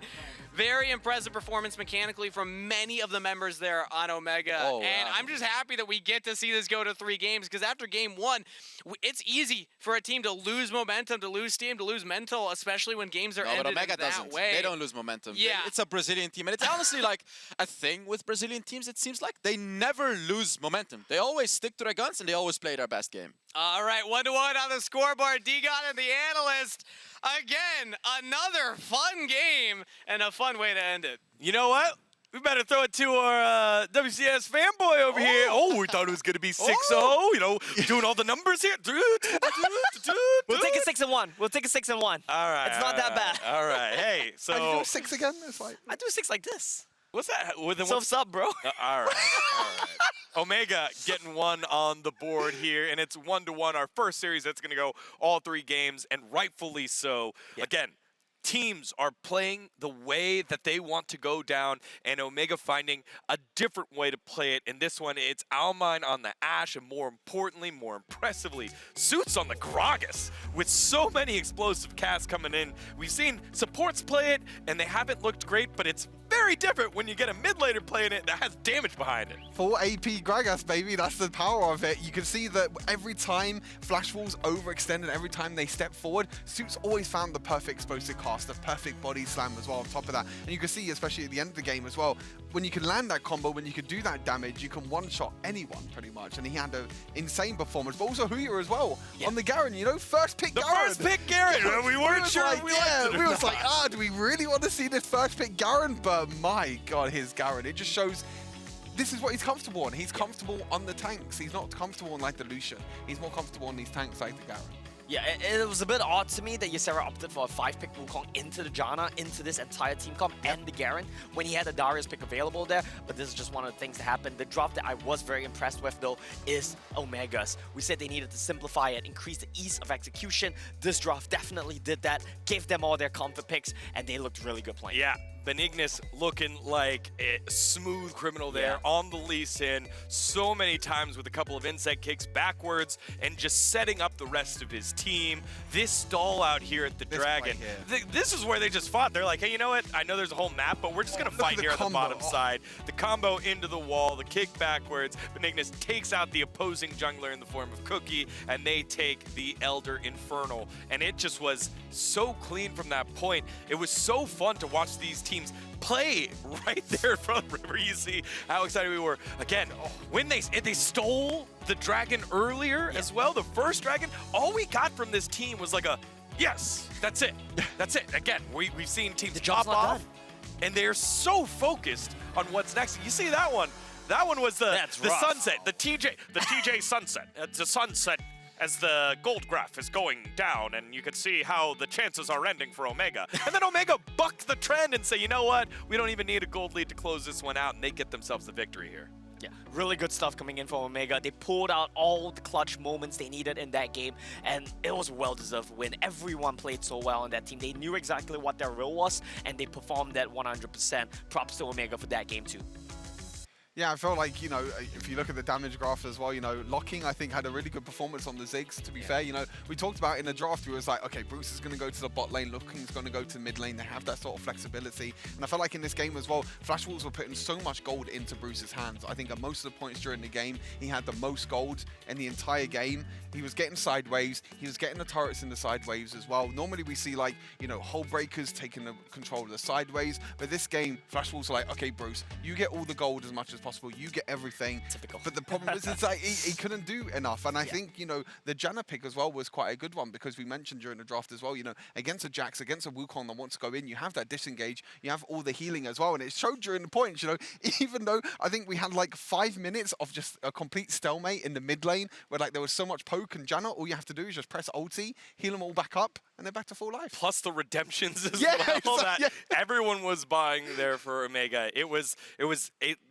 literal 2.5 minutes over on the bottom side river in front of Drake around like 11 minutes where I think they just sat there and like circled a little bit. And even if you fast forward to the Infernal Elder, remember right before it was the chase down that it looked like Flash Wolves finally got the fight that they wanted to get the kills onto Selena. It pushed them back as Selena had to dodge everything and miss the final Ziggs bomb. Also Benignis died on that one, but then we got to see the kill come through. I think it was a 1v1 by Huya onto Ysera, and then it made it a 3v4, and then it stalled out that Drake, and then it allowed the rest of the team to come on in and get that Infernal Dragon. So huge execution buff here by Omegha. Again, maybe last series we're talking about Sengoku not having the hands. This time we're seeing hands by the underdog squad, quote unquote underdog squad here in Omegha against Flash Wolves here. The draft played a huge part in that. The hands played a huge part in that. Omegha all around played very impressively. But I also feel like Flash Wolves need to do some thinking about their draft going into Game 3. The Lucian pick was funneled a lot of gold, but it's a short-range marksman. Doesn't do well into Ashe, Gragas, Janna, all these zoning Lee Sin? Lee Sin. And then what are you going to do to Garen? Exactly. And same thing for the Jax. These are the situations where Jax looks like a bait pick. He did 8,000 damage the game. Couldn't do anything despite having 3-4 items. Jump in, get disengaged, CC, picked off. Flash Wolves need to go back to the drawing board here. Part of me wonders, did Janna all of a sudden get higher priority? Right? The tornado with the monsoon, with the slow. That's 3 ways to really bother someone with short range or trying to get in. and that's only one champ. Like I said, you kind of think of like the strong champions right now, or like the most popular champions, the Jax, the Wukong, even the Kha'Zix or someone like that as well. They all want to go in, they want to dive in and engage. What does Janna do? Janna loves disengaging, the tornadoes, the monsoon as well. A perfect champion, especially with a comp like what Omegha had with their pick comp. Janna's a perfect way to help them out with that. Yeah, and if people have wanted disengage so far in the tournament from the support role, we've seen Gragas, we've also seen Braum, but right now Janna looking a lot more efficient in that. And when you think about a couple of the other champs that want to go in and engage, Kha'Zix, Zed as well. Zed can kind of bypass that. You have some mechanical outplay if it comes through. But again, just a lot to ask for this Flash Wolf squad that has shuffled around the roster a little bit. Do they have someone that's willing to pull out the Zed, maybe play the Akali? Again, ways that you can play around a Janna, but maybe in more of an assassin form, but maybe they don't have the toolbox for that. Yeah, I've never seen Bruce all locking play Zed, but Bruce has played Akali. All right, well, here we go. Game number 3 on the line. Omegha battle Bat. Can they be the first Western team to make it to the knockout stage? Or will Flash Wolves have something to say about it? Let's find out. Thank you, D-Gon. What a way to set up a Game 3, the first Western region. First Western team to make it into knockouts. Omegha have the chance. It's them and it's Immortals. The last two. And that's the big argument of who's the best in the West. Is it North America? Is it Brazil? Omegha have a chance to make a really strong argument that it is Brazil because they've had such a strong showing throughout all of Icons already. Definitely the best Brazilian team out there and the most creative, I would say, as well, right? They showed us so many different kinds of play styles, so many different kinds of drafts. They're really making it hard for Flashfuls right now to win the game because what do you do against this team that is Omegha Esports? They play so many different kinds of things. You just can't draft against them. It will be very difficult for Flash Wolves to shut down all the Omegha playstyles in draft, so I think that they need instead to double down on what worked in Game 1. Play for side lanes. I actually think Flash Wolves did a really good job of playing the side lane in Game 1. Obviously, they won the game off it, but even before that crazy Camille play, they were just taking so many turrets. I maybe opt to that instead of the team fight. You know, Kangas, I have some advice for both teams. Okay, well, lay it on. I have some advice for the coaches. Listen to me right here. Okay, I'm listening. Do not pick Lucian. All right? 6 wins. 7 wins. How many losses? 23. Can we repeat that? 6 wins and 23 losses. Going into the day was at 25%. And we're getting close to below 20% win rate right now. So, actually, it might have been played earlier today. I'm not sure. We'd have to check the tape because I wasn't watching all the games on the first one. Ooh, that's another Blue Garen. one, Garen. Don't pick Lucian. This is a bait. Omegha Esports is baiting you into picking Lucian right now, Flash. But the problem is if Flash Wolves don't pick it, then Omegha are definitely picking Lucian. But then they have the 22% win rate champion, right? Well, but they already have the 29% win rate. Yeah, that's Garen. But it worked for Huya. He had this weak side Baron lane. He did his job. He frontline. He got the final kill on the Bruce to close out the game. So I think it actually works pretty well. Instead, Flash Wolves opt for the poke, the Ziggs Jace combo. Lots of range damage as well as wave That's clear. an Ashe again. Okay! Yeah, Ashe Run is it in. back! It worked last game. Why would it not work this game? So there is a Jace. I am expecting the Jace to go to Ysera, and that's the one guy that can make it work, Kangas. Ysera, an incredibly mechanical player. We saw what he did on the Camille. Jace is one of those champions as well. If you have good mechanics, you can make it work, and you can destroy a Garen in the early game. Oh, in this specific matchup, sure. I could see them going for that, but Bruce does play a mean It's another Jace Jax. as well. It's another Jax. We're literally just running it back. Except for the Jace, I suppose. Yeah, no more Lucian. They understand. They understand. They listen to me. They didn't pick the Lucian, you know. They understand, hey, we don't want to get the 20% champion again. Watch it get banned. Yeah, what? One of these teams can be afraid of it.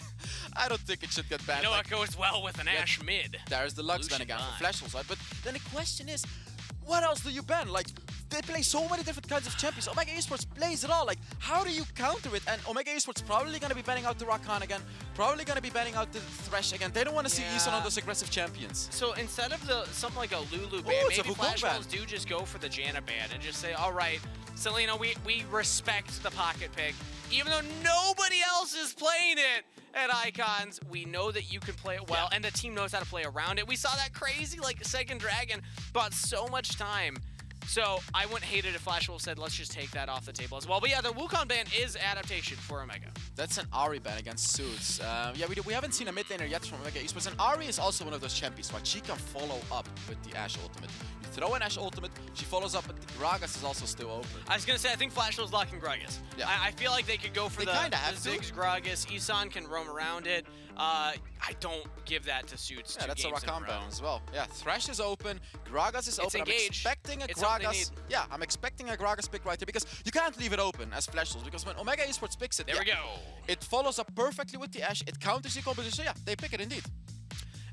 He's got the coolest animation. Bam! He just slams that barrel on the ground. Pat the tummy. Oh yeah, That's a back to tummy as well. satisfied slam to pat. It's like when you have to do like pat your head and, or no, is it pat your stomach and Pat your rub your stomach head? and rub your head. Yeah, it's so Okay. hard to. Oh, I got It's it. actually pretty easy. Yeah, I now got now it, I'm yeah. doing try No, you'd have to reverse do it like no, okay. on one chest It's- and on the it's- other chest. It's it's rub your head and pat your belly and then swap. Oh, it's hard. oh, That's God. way hard. Oh, Well, God. yeah, Yeah. reverse it then, and then okay. Well, at home, if you're trying it out, hopefully you had better luck than we both did. And I'm hoping production did capture that footage because we look very silly. Nami Corki. They were open. Corki was left open. No one picked Corki. This is such a He's strong champion. He's one The of the most picked champion the in most all of picked Icons. champion. Also has a decent win rate, and it's just so good with those packages as well. When you look at that competition from Omega Esports, they have the decent. That's a Shen. You love the Shen. Okay, so the Shen, decent into. Okay. Oh, we'll see if this is the final selection here. It could be on Ison. It could be on Ysera. I'm expecting it to I'm be on expecting Ysera. these to switch. So I'm just going to talk as if it is Shen into the Garen. Yeah, yeah. The thing about Shen into Garen, and this is what this is at least in solo queue, in my diamond ranked games, if you're playing Shen and you ult to the team fight and Garen has the hold breaker, he takes turrets very fast if you're maxing that first ability. And Huya did go for the hold breaker first last game. So while I do like the matchup in the 1v1, it's very strong with what the team has with the Jax. You throw the Jax in, Shen's ulting in on top, just try and get on top of this Ashe and the Corki. There is a potential that you lose the side lane at that point. But there, that's my Baron lane breakdown. But again, I feel like Omega Esports did get a better draft again because it worked so well for them in the last game. They kind of got the same right now, although they don't have the Gragas, of course. But they still have a very, very strong draft. Omega versus Flash Wolves. Game 3, Hells. This is it. This is what everything's been building up towards. This is the hopes of a region on the back of 5 players on that stage. Omega have the chance of being the first Western team into the knockout stage, the first Brazilian team to make it past group stage at an international event, and taking down Flash Wolves, who are hoping to be the 3rd WCS representative to make it through. Game 3, everything on the line. Oh, everything on the line, and the players' hands are shaking right now. This is it. You win, you get to the knockout stage, you get to be the top 8 team of the world, and especially as Omega Esports, you may as well be the only Western team, which is such an important and big thing to show, hey, we Western teams can do it as well. They already 2-0'd a team from the WCS in VRU. They already almost took a game off of FPX. This is their last challenge right now, and Flash Wolves also realizing this was the group of death all along. This is a struggle for them here to try and get out of this one, as Aomai and Selena actually pushing Isan and locking off right now in this Dragon Lane. So we actually see Aomai and Selena in the Dragon Lane out poking a Ziggs. That's why their picks are so incredibly well here. Nami and Ashe are champions that can deal with poke. They can poke back, right? Like when you're playing a Ziggs, which Locking is doing, he can't outpoke this lane. You can't win it. So you're gonna lose your lane in the early game, and when you get to the late game, you're gonna be struggling against that Ashe arrow. You're gonna need ganks. But then Cookie is playing the Jax, and Benignus, he's invading. Oh, already onto the blue buff. Should have been spotted. Oh, actually, Not maybe spotted, not. however. If he went along the top side of the river, I didn't see the approach yet, but Isan's walking up and does spot it. So they know that he's not Benignus getting is it. here. And he runs away. They don't know where Cookie is. Yeah. They don't have vision on the Jax, so I think that they were assuming that Jax was following. That was a beautiful rotation by Isan because he literally just scared away the Lee Sin. but Cookie will be spotted if he invades, and he will be spotted if he goes for a gank. Yeah. So Omegha will have information, and Bruce, Double gank in mid you lane. knew that the Lee Sin was just down there. That's a double He's gank. trying to jump over to Cookie. Beningus goes in. Cookie gets flash and even jumps in onto Beningus. Now Suits could be in trouble. Double flash out of Omegha. And Bruce did not even use his flash. He was just baiting them to get Yeah. close enough. And indeed gets the double flash from Omegha Esports. That's a pretty, well, not a big win. That's just a small win from Flash Wolves because Omegha Esports is missing 2 flashes right now, which makes them vulnerable for future ganks. I don't know if they'll necessarily have like a big window. It's not going to be a... Those will definitely be up before the objectives have spawned. Maybe they could look for a dive on the bottom lane or something, and then Beningus won't have the flash if he's roaming down there as well. We'll see if it actually means anything at the end of the day. And Cookie is already ahead by 200 gold, just casually farming his jungle, getting that all-important level 5 on Jax. Meanwhile, Beningus hasn't been able to do anything yet, and Ysera against Huya, these are 2 tanks. It's probably going to be a pretty boring matchup. Well, until the Garen hits 5. So this is another part of the matchup. Shen, in the first 4 levels, your job is to try and get the Garen low so that your jungler or somebody else can come and gank you. Isan's headed up there already. But then, once the Garen's level 5, his ultimate does damage, yours doesn't. Boom! And there we go! Ignite takes he down! got him! Solo kill! First blood for Huya! And that's the Garen ultimate you're talking about. Yeah? You have damage reduction, you have armor, you have anti-attacks, it doesn't matter. Garen is just gonna ult you and kill you regardless. That was a mistake from Ysera. Maybe thinking that Isan would be closer, but Isan's not even level 5, so... Arrow onto Bruce. He does That's a have his kill. flash from earlier, but I don't know if it'll matter. Stand United coming through. Bruce knocks back Beningus. Well played from Ysera and Bruce. That's a very, very important save by Ysera. Isan just hit 5.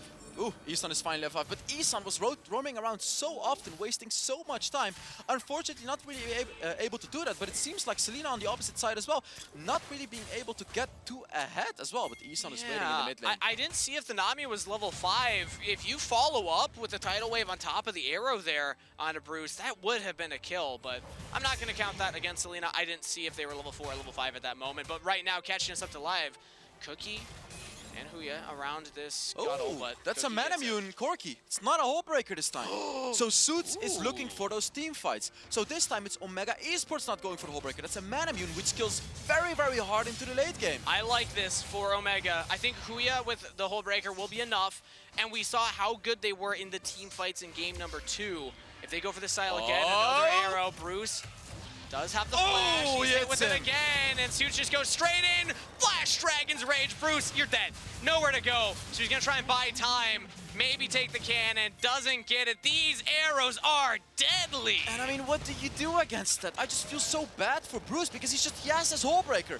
He has the tankiness that he needs. But when there is an Ash arrow slapping you with the 3.5 second stun duration, it doesn't matter how tanky you are. You're just gonna die. And even if you flash that, which, I mean, You're dying. hindsight's 20/20. You have to flash that if you're trying to live in that situation. He didn't have that information. But even if you do, Omegha's fine with that. They trade an Ash arrow cooldown for a flash cooldown. Which is on already Bruce. up in 5 more seconds. And the objectives are spawning, so Omegha, they're ready for these. Omegha is preparing themselves for the late game, and they're already starting off this dragon. They're not gonna give Flash Wolves time to do the Rift Herald. Okay, Flash Wolves are looking to trade, though. Cookie's in there. Some poke coming in from Bruce. All right. Cosmic Inferno Bomb from Locking. I think they're just kind of forcing Omegha to stay there. Should that be way a bot Omegha lane can't turret. rotate now. Should have been a bot lane turret for Omegha Esports right now, as Flash Wolves is yeah. all taking the Rift Herald. Wasn't a window of opportunity for Omegha to take that first bot lane turret, but it seems like they're backing off, and they're actually prioritizing defending their own turrets instead of taking the bot lane turret themselves. Omegha playing defensive right now. Huya has the hull breaker completed. This is a big moment for the Garen. If Ysera ever ults to somebody, like, say Bruce gets hit by another Ash arrow, and then actually, wait, the arrow's going up towards Ysera. It's going for him. Beningus, he's Gonna up here catch too. him. He's pretty far away. He's but gonna die. Sonic Wave, does he go for the Dragon's Rage? They got him! Such a long stun when the arrow goes that far. Ash is illegal, man. At this point, Ash just feels illegal. With those ultimates, just kill after kill. Just, it's just Like so you're breaking the tilting. law. It's so tilting as Flash Wolves. We cannot do anything against Highway it. robbery! Like, is everyone gonna be building a Quicksilver enchant at this point? You're wasting everything just to get the QSS. And with Ysera dead, it's the same thing whether he ults First away or whether turret. he dies. First turret should go to Huya here. Yeah, there we go. Flash Wolves were racing for it, but Garen with Hullbreaker takes them very fast. And that's also the Rift Herald used by Flash Wolves, and they're struggling to keep up in this lane against the Nami Ashe because it's just such a heavy poking composition. And yet again, Eomine has that ultimate ready. If he wants to look for a kill again, he can do it with his ultimate. So it nets Omegha a 1,000 gold lead. This is not insurmountable.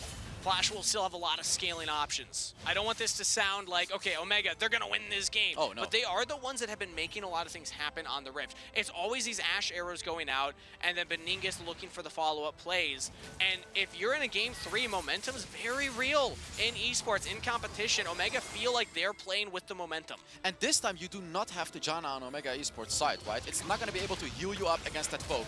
Isan! Okay. Oh. Again, they're always fine with this. Ashe arrows way shorter cooldown than a flash. Definitely, and he's only level 8, and when he reaches level 13, that arrow is gonna be on an even lower cooldown.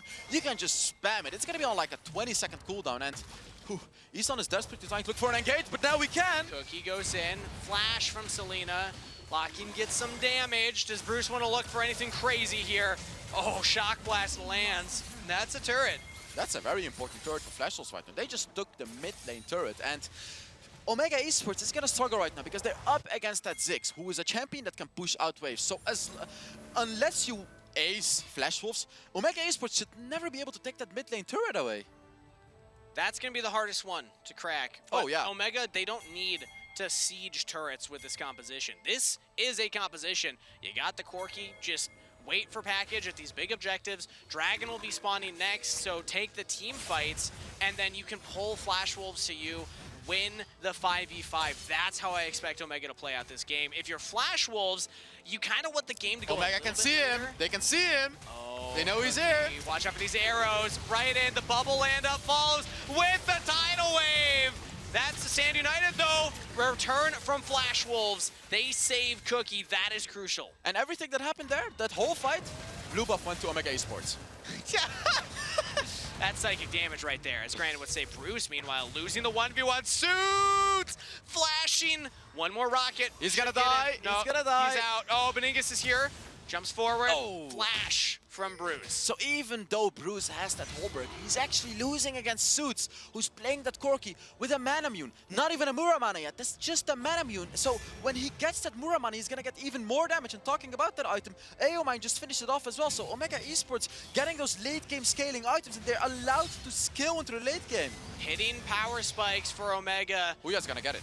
Rough Get it? news. Oh, wow, okay. You can get the turret, Huya. Ah, no, the cannon will actually kill it on its own. Oh, that's just a PM at this point. He's like, Oh, wait, Ysera just ignited to stop the back. he gets it anyways. That was so BM. They're just BMing each other, right? Like, it's first Huya, who's like, I don't even need to be here anymore. My minion is gonna take the turret. But then it's Ysera who ignites him to stop the back. And yeah, there is a fight for the Rift Herald happening right now. Ironically, if Huya's back had completed, I think Ysera's turret survives, because the Hullbreaker buff would have left the cannon, and the last auto wouldn't have killed it. But regardless, Just a bit of turret's BMing from both little sides. bit of BM. Omegha on the Herald first right now. Flash Wolves, look at this top Cookie and rush. Bruce. Oh, they're spotted. Yeah, nobody walks up there from Omegha. Omegha have actually really good positioning right now. Look at their setup front to back. Ash arrow. Everybody in position. Locking trying to get his damage down, but a massive tidal wave from Selena. Huya now flashes back to safety. Bruce looking for the flank. That's exhaust down. Bruce is isolated. Omegha looking for it. The flash Ysera's bubble. gonna ult. Zoning bubble. Cookie over the wall onto Selena.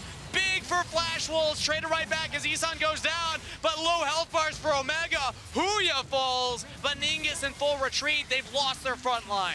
Ysera literally just went back, healed up, ulted right back into the fight. Cookie went in and Flash Wolves won the fight.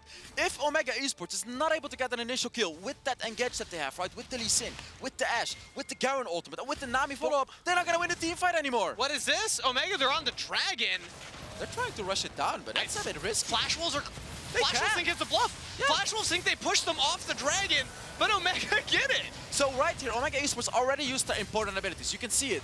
Ysera, Oh, that was boom, big. very, very soon. There it is. Ults right back into the fight. And Cookie knows Ysera is here. It's a 5v5 again. No more crazy Ashe ultimates from Omegha Esports, and we can win the fight. Flash was also taking away the Rift Herald. Just a very, very well played team fight where they allowed themselves to survive that initial engage and won the fight afterwards. Imagine if Suits had the package. I think it was up and available during that play. So Omegha maybe not fully ready for that play, but getting the dragons big for them. It's relatively even gold state, but they're up 2 dragons. This is giving them stats between the Ocean and the Infernal.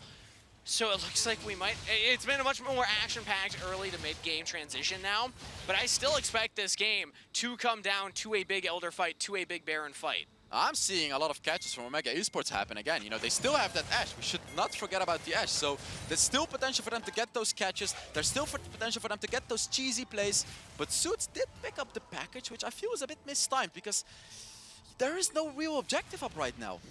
I guess the idea is you pick it up, so maybe you can just get some extra gold in your just pocket. push minions with it. Do something. And Cookie like, really? Come on, you're not even gonna kill me. I can't even do anything anymore on the map with an Ashe. It'll be up for the Elder Dragon. So Oh, yeah. the timer is fine for Suits to grab that because that means that when Elder's up, you'll have the second package. And now they're looking for a pick here onto Bruce. That's a flash. Flashes right into the brush. Oh! Stand United doesn't even save him. And Isan falls to gold lead for Omegha, finding picks as well. Huya, he's Huya's not dying. He's playing Garrett. He's not gonna die. And that's a mid lane turret for he Omegha might Esports die. as well. He might die. He walked back into the brush, so does fall, but Omegha bought time. They get the mid turret. Massive, massive win for Omegha Esports. Besides the 2 kills that they got, they were finally able to crack open the mid lane turret, which is a hurdle you have to get over, especially when you're against the Ziggs. Ooh, that Ziggs, or that Ashe ultimate scared me a little bit as well. Every time there's one on screen, it's like you can hear the shark, circling the water theme. I don't want to say the name because I don't know if it's copyrighted. Yeah, exactly. Yeah. And then boom, the Ashe ultimate hits. So as you look into this replay, we can see it. Bruce got caught and he failed his flash. It was a panic flash. That's also the ultimate from the Shen. Unfortunately, neither working out and they just got caught. Omegha Esports getting those kills and getting that all-important mid lane turret. And I was criticizing Huya for going back in, but because he goes back in, Ysera and Cookie actually get baited over there. So Omegha get the turret. I don't think Omegha get that turret if Huya backs off and saves his own life. I love that from a Baron laner. He's like, my life is not worth more than the gold from the turret. And that was a random Rift Heart for Flashels, by the way, while we were looking at that replay. Flashels did not get much out of it. Yeah, Baron is up. Elder is spawning soon. No Corki package yet. And Omegha Esports is sitting on a, what, 800 gold lead, which is essentially nothing. But they still have that Ashe combination. They still have those 2 dragons. The thing is just, can they get that 1 kill before the fight even starts? Because if they can't, then it looks like Flashels can make those comebacks during the team fights. Game 3 is delivering, Hells. Oh, yeah. I just want to take a second to step back and appreciate what we are witnessing right now. Omegha with Flash Wolves on the ropes here. These in are the both game-deciding match. Fighting with everything they got, and it's just another random Ashe ultimate catching off Isan, saying like, hello, I'm here, and my ultimate is going to be back up in 20 seconds. The historical context, the tournament context, and it's a fun game on top of it. What more can you ask for Wild Rift Icons? Flash Wolves, they need to find a way to get back into this one. We know that they're a strong team from one of the strongest regions, and now this could be it. Flash out from Selena, Dragon's Rage as well. Those are cooldowns that Flash Wolves will be happy to have a couple minutes without. The problem that Omegha Esports has, however, is that Flash Wolves have the Shen. This is a champion that can teleport, and when you have Huya sitting on a Redemption, which is not a teleport boots, he cannot follow up. And he's trying to look for an engage. Vision. It's another Ashe ult! Okay. Ooh. Oh, Bruce. Close one. Fool me once, fool me twice, and 3 times, but not the 4th. The 4th time I sidestep those. Oh, and yeah. I flash onto Selena. Bubble lands, but that's a Stand United, so Taunt should land as well. Selena picked off. That's Selena dead. He used everything as well, and now it's a 4 versus 5. Fair 14 seconds for the Elder Dragon as well. This is not good for Omegha Esports right now, because Flash Wolves may as well be looking for the Elder Dragon right now. Really good timing for Flash Wolves to make that play. I love the macro. We saw game 2 go in favor of Omegha because of an Elder play. It's actually not the Elder. Okay, we got a little baited. It's just the regular Mountain Dragon. I should have been aware based on the timing up there. So like this isn't game ending. This is not game ending. You don't have to force this Omega. They're gonna go for it though. They're not gonna give it. He's all alone, so he has the whole breaker. That's package over the top. And he gets Dragon stolen by Omega. But can they get out now? Justice comes down, and they're winning the fight too. Omega can do no wrong. Vegas gets out. Huya, surely you fall. Double kill over to Locking. But what a play for Omega. Selena has ultimate. Selena has ultimate. They could go for Locking right here. Seems like they're doesn't not, have it though. Yeah, Locking's out. They're fine. But Flash Wolves, they really wanted that dragon or the fight, one or the other. But Omega down a champion. They get both. That's the third dragon already, and as you look into this replay, you just can't do this against the Lee Sin. Package. You can see it, boom and boom. Lee Sin gets the dragon, and the package into the stasis enchant, really catching Flash Wolves off guard, and then boom, the Garen ultimate as well. Just Omega Esports really playing the team fight super well, but you can see it, Cookie is so hard to kill. This is that one champion, which is the Jax, that you can't just kill in a team fight. He has the death stance as well.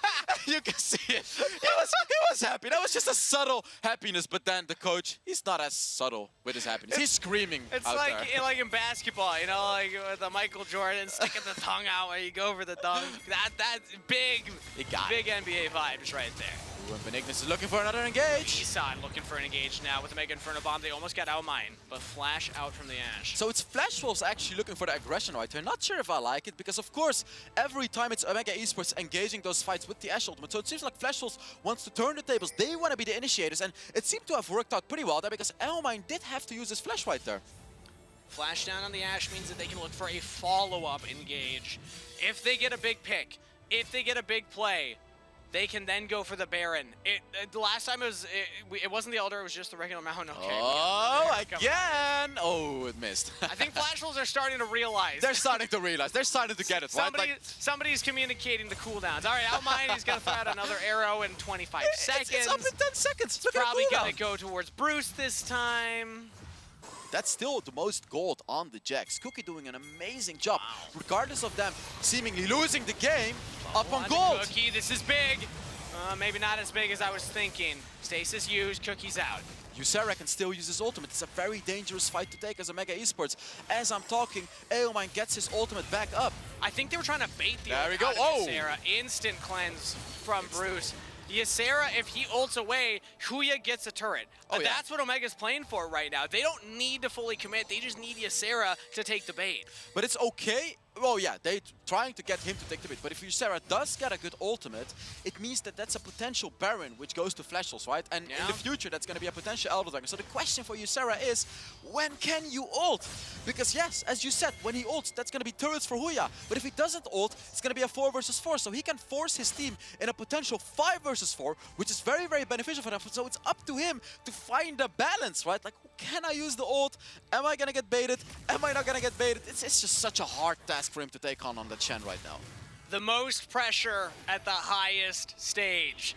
Can Ysera answer that Ash ult. pressure? Okay, that wasn't straight. That wasn't curved at all. He's just throwing it for vision at this Yeah. point. I mean, the cooldown is so low, he doesn't even care anymore. He's just throwing it, and if there's it- someone in his way, yeah. Is a full Ash arrow cooldown shorter than the third ability Hawkshot? It is, yeah. That's hilarious. I love It's that. on like a 20-second cooldown, and the Hawkshot is, well, it's around the same time. It's both on around 20 seconds, which is crazy to me, because the Ash Arrow is such a massive ability. Actually, something I want to talk about is Locking, who picked up the Infinity Orb, which means Flash Wolves is looking to finish off the back line of Omega Esports. He skipped the Void Staff, which is a very important item. They want to ignore Benignus. They want to ignore Huya. Flash Wolves wants to go on the back line. If they can kill Almine, or ideally Suits, who will be this later game damage with 4 items completed on the Corki, that's big. And this turret's just going to go down. Oh, okay, yeah, there we go. Again, Huya just using his Hullbreaker to constantly push out the Shen. And I'm interested to see how Flash Wolves approaches these fights. Is Cookie going to be diving the backline? Is he going to go on Selena, Elmine, Suits? Is he going to be able to ignore that massive front line that Omega Esports has? Because if he can, Locking's ultimate is going to be massive. Because when enemies are sitting on 35% health, that ultimate is going to one-shot them with the Infinity Orb. Elder Dragon in 30 seconds, Hells. Oh. Does Suits go for the package? He left base and realized it and says, nope, I want need this a package. now. This is massive for Omegha Esports. They have 1 minute, or sorry, they have 100 seconds. Is it a minute? I'm not sure what it is. It's a minute. They have a minute with that Corki package. They have to take a fight right now. Ysera's in the Baron lane. He has the Shen ultimate. But I don't like this from Omegha Esports because the Shen ultimate is gonna make it a 5 versus 4 right now. Flash Wolves could start this dragon and force a 5 versus 4. I agree. If you're Huya, I think you need a group with the team at this point, but he's still split pushing. Omegha, they're ready for the fight with a package, but they're not ready to group. They're not taking it. The package is running out. Huya is still in the Baron lane. I feel a very big upset coming right now for Flash Wolves. And yeah, they the bot started wave shoving too. This is a really good game state for Flash Wolves. They can just calm down. You don't have to force anything if you're Flash Wolves. Oh. Let Omegha make a mistake. Cleanse used by Bruce right there. That's Ash Arrow gone. And the Corki package is gonna be gone very soon. Yeah, there it is. The Corki package is gone. This is very, very nice for Flash Wolves. Oh, wait, Ysera's just winning the 1v1 in the side lane somehow. Huya must have taken a couple turret shots or something. This is really rough for Omegha now. Not They're again. losing the side lane, so they go for the play. Beningas onto locking, flash from the Ziggs. Huya's dead. Explosive cast from Huya's Isan. dead. Huya's dying to Ysera. We said pressure. Oh, no. Ysera don't feel none. It's deja with the vu. 1v1 kill. It's deja vu. The same story again. Ysera winning the 1v1 against Huya, and now it's a 5 versus 4. But he's not going to be rotating because he still has that ultimate. He's pushing the Baron lane with the Holbreak. And how do you deal with this as Omegha Esports? Huya was not meant to die there for Omegha's setup. Now they're gonna try and figure out a way to stop this Elder Dragon. Flash Wolves have not committed to it, but yeah, Flash Wolves, they can keep pushing top. Ysera's even gonna commit to this. Yeah, and Omegha Esports just has to give up the top lane turrets. No one can rotate to him because the Elder Dragon is gonna get taken. And right now, Ysera is gonna be ready to ult as well. But we've seen Benigna steal away dragons already. It could be all on this Lee Sin. Huya spawning in 10 seconds. I'm wondering if he goes for the teleport. Oh, Suits knocked back by the explosive cast. Flashes in, Valkyrie over the wall with Bruce with the flank! Big from Flash Wolves mid laner, and they're wrecking the fight. Teleport coming in from Huya. It's gonna be up to Almine. Can this Ash do damage? Very low health Elder on at Flash Wolves. 5K. They can't get the Elder. There's no way they can take that with their health bars currently. They need a reset. Oh, this game is way too intense, Kangas. I cannot deal with this. That looked like a win from Flash Wolves, but then Huya coming in with the teleport. By the way, 2 inhibitors fallen from Omegha Esports. That's 2 waves with massive pressure. The bot wave was so big, and Omegha never reset it. It took the inhib. The top push from they're going for Ysera it. took the inhib. Now Omegha, they have 2 members down. Flash Wolves are on the Dragon. Hey, the same happened in game 2 where Omegha Esports forced the 5 versus 3. Now it's Flash Wolves doing the same thing. Flash Wolves with momentum on their side. Flash Wolves looking to make the final game any play. They might just end the game. Minions! 93 health on the Nexus! What was that? They just win the fight! Who needs Dragon when you can win through a team fight? Flash Wolves! Backs against the wall, make it happen! They make the comeback. third WCS team to qualify for knockouts just hit the big blue crystal! Flash Wolves with the win! Oh, they did it! That's another SEA team making it into the knockout stage. There's only 1 more spot available, and that's a horrible loss from Omegha Esports. They were doing so well. They played the series so incredibly well. Brazil can be super proud of this team because the performance that they just showed against Flash Wolves was so amazing. It came down to the wire. Odd game state for Omegha. Not necessarily comfortable with it. We were saying the setup at the Elder Dragon to begin with. Huya dying in the side lane. He will be reliving this match until the next opportunity for international competition because they were so close. But Flash Wolves capitalized. Flash Wolves played the map. And that is Flash Wolves on your screen taking their victory selfie. And Ysera doing what needs to be done. He was sitting on a 0-3 in that game. Played so well. But he played it so incredibly well. He got caught out multiple times by the Ash arrows, but he doesn't care. He sticks to his guns, does what needs to be done, and gets that 1 kill at the perfect moment where it all matters the most. What a way to advance to the knockout stages. A heavy macro-intensive best-of-3 series and 2 wins in a row for Flash Wolves. It is Ysera in the side lane, getting a solo kill to lead to a Flash Wolves victory. Again. Ysera getting that kill on Huya was so pivotal for the next setup and just creating chaos on the map. We can't overhype Ysera enough after that. That was all performance. Ysera. This series honestly was all Ysera. Flashos did an amazing job, but it's Ysera who was the MVP. He was the one who was able to constantly get those 1v1 kills in the Baron lane, and he was able to apply all that pressure, which really caught Omegha Esports off guard, and it allowed Flashos to just get the auto and win the game. And you can see it, Omegha Esports, they're so upset. They didn't get to make it to the knockout stage. They played so incredibly well. It was just up for grabs. It was so close, but they didn't get it, Kangas. If you're the WBR, if you're a Brazilian fan, that was a close series. Omegha almost took a win off of FPX. They 2-0'd BRU. This was a close series, right on the verge of qualifying for knockouts. Nobody after Icons is looking at Brazil as a weak region. Nobody is looking at Brazil and disrespecting the quality of play that they brought to the international stage after that. But in the pivotal moment, it was Flash Wolves who were able to reign supreme. So I gotta say, I'm curious what Digon and the rest of the analysts have to say about that one, because I feel like, Omo, is that how you expected the series to go? You felt really confident Not happy about that win. one. That was close. I'll give him a stern talking to later. All right, well, WCS, coach of WCS over here, Omo, and the rest of WCS go through 3 for 3 as Flash Wolves pull out an instant classic here over the Wild Tour Brazil champs, Omegha, 2-1, and it was a great series, back and forth. And then that final game, how else would you have it? 3 Drakes on the side over to Omegha, the steals. You're trying to get as much as you can, but at some point, that composition started to fall apart in terms of how late it could go. And also the fact that when it comes down to the clutch, when it comes down to the hyper late game macro playing around the map, knowing where to go, Flash Wolves is a team with infinitely more experience than Omegha. And the fact that Omegha pulled them down to the wire should be something to be proud of. Yeah, I think that Omegha coming into this, you know, they went for the same sort of draft as well in game number 3 with the Ashe, with the Lee Sin as well. And to be honest, it went well. You know, they had the early game goal lead. They got the picks that they needed as well. But like you said, you know, Flash Wolves, when they got later into the game, when their comp scaled as well with the likes of the Jax, the Ziggs, and the Jace as well. But these Ashe hours by Almine the entire game. I mean, last game, and also this game, what a crazy performance. Yeah, again, going back to it, and then Benignus getting the lease in one more time, getting the kicks on through, and it was such a fun, cool setup that was repeatable over and over again up until about 15 minutes. But the first 15, it's like, okay, this Omegha squad, they are really finding the pace at their own will, and it was all off the cooldown timer of the Enchanted Crystal era.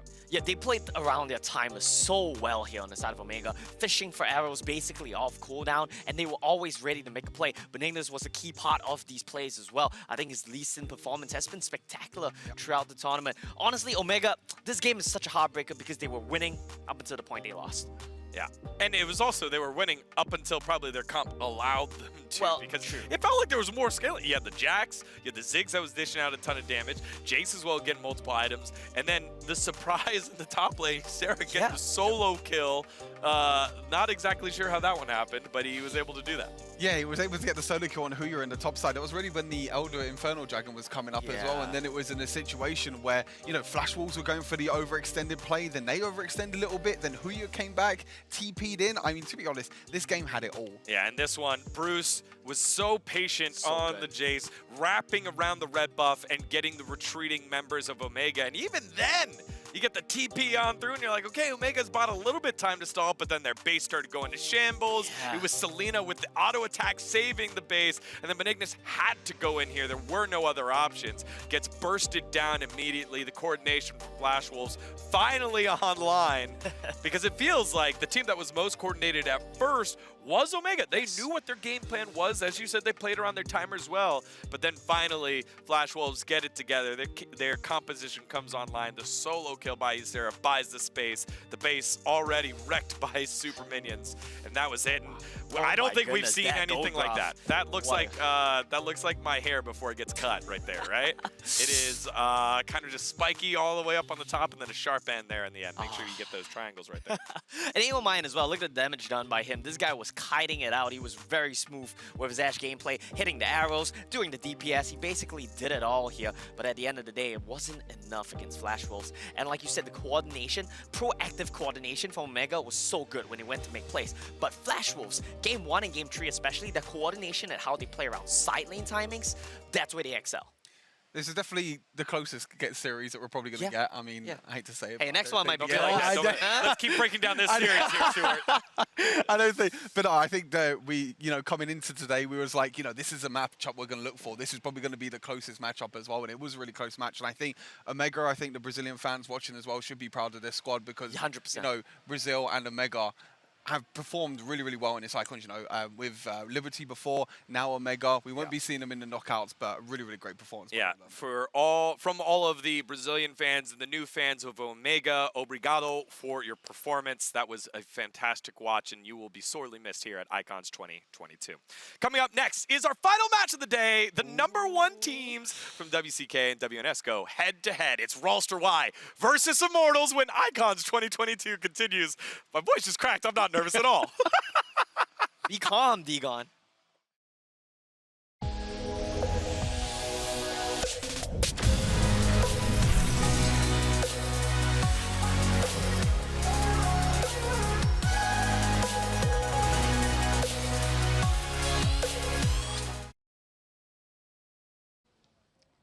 Welcome back to Icons 2022. Mika Fabs here, and I have Ysera from Flash Wolves. Congratulations on the win, securing the knockout stage. Now, of course, there was a lot of pressure for that series. How were you guys able to keep cool, keep calm, and collected? 整个包其实对你们来说压力很大哦，那你们是怎么样保持冷静的呢？就是尽量跟自己说保持平常心，然后就跟训练赛一样的状态去打就好了。I just keep talk to myself and I tell myself to keep calm and just keep normal like we did in the practice match, and everything will be okay. And indeed, everything was okay. So, how have you evolved as a player? It's been a few weeks here in Singapore. How have you changed since the very start of play-ins? 你已经来到新加坡打比赛一段时间了哈，那整段时间之中，你是怎么样进化的呢？你自己有什么样成长呢？主要应该是对上 LPL 那边赛区的选手，所以在训练赛的部分就更多，所以就学习到了更多，然后让我们的团队更进步这样子。During my time here, we have some practice match with the teams from WRL, and I think that helped us a lot and help us evolve as a team. And finally, do you have any message to all of the fans of Flash Wolves out there who have been cheering for you all this time? 那最后你有没有什么想要对所有闪电狼粉丝讲的呢？希望我们下一站打 JT 能够顺利晋级。I hope we will get into even the next stage with the fight with JT. Looking forward to it. Thank you very much, Ysera. Back to you guys on the analyst desk. Thank you very much, Mika Fabs there with Ysera. And I think if there was one new hero that emerged from that squad, Ysera. We said it was all about Bruce, and maybe some support cash from Cookie, but Ysera showed up huge, especially in those wins for Flash Wolves as they move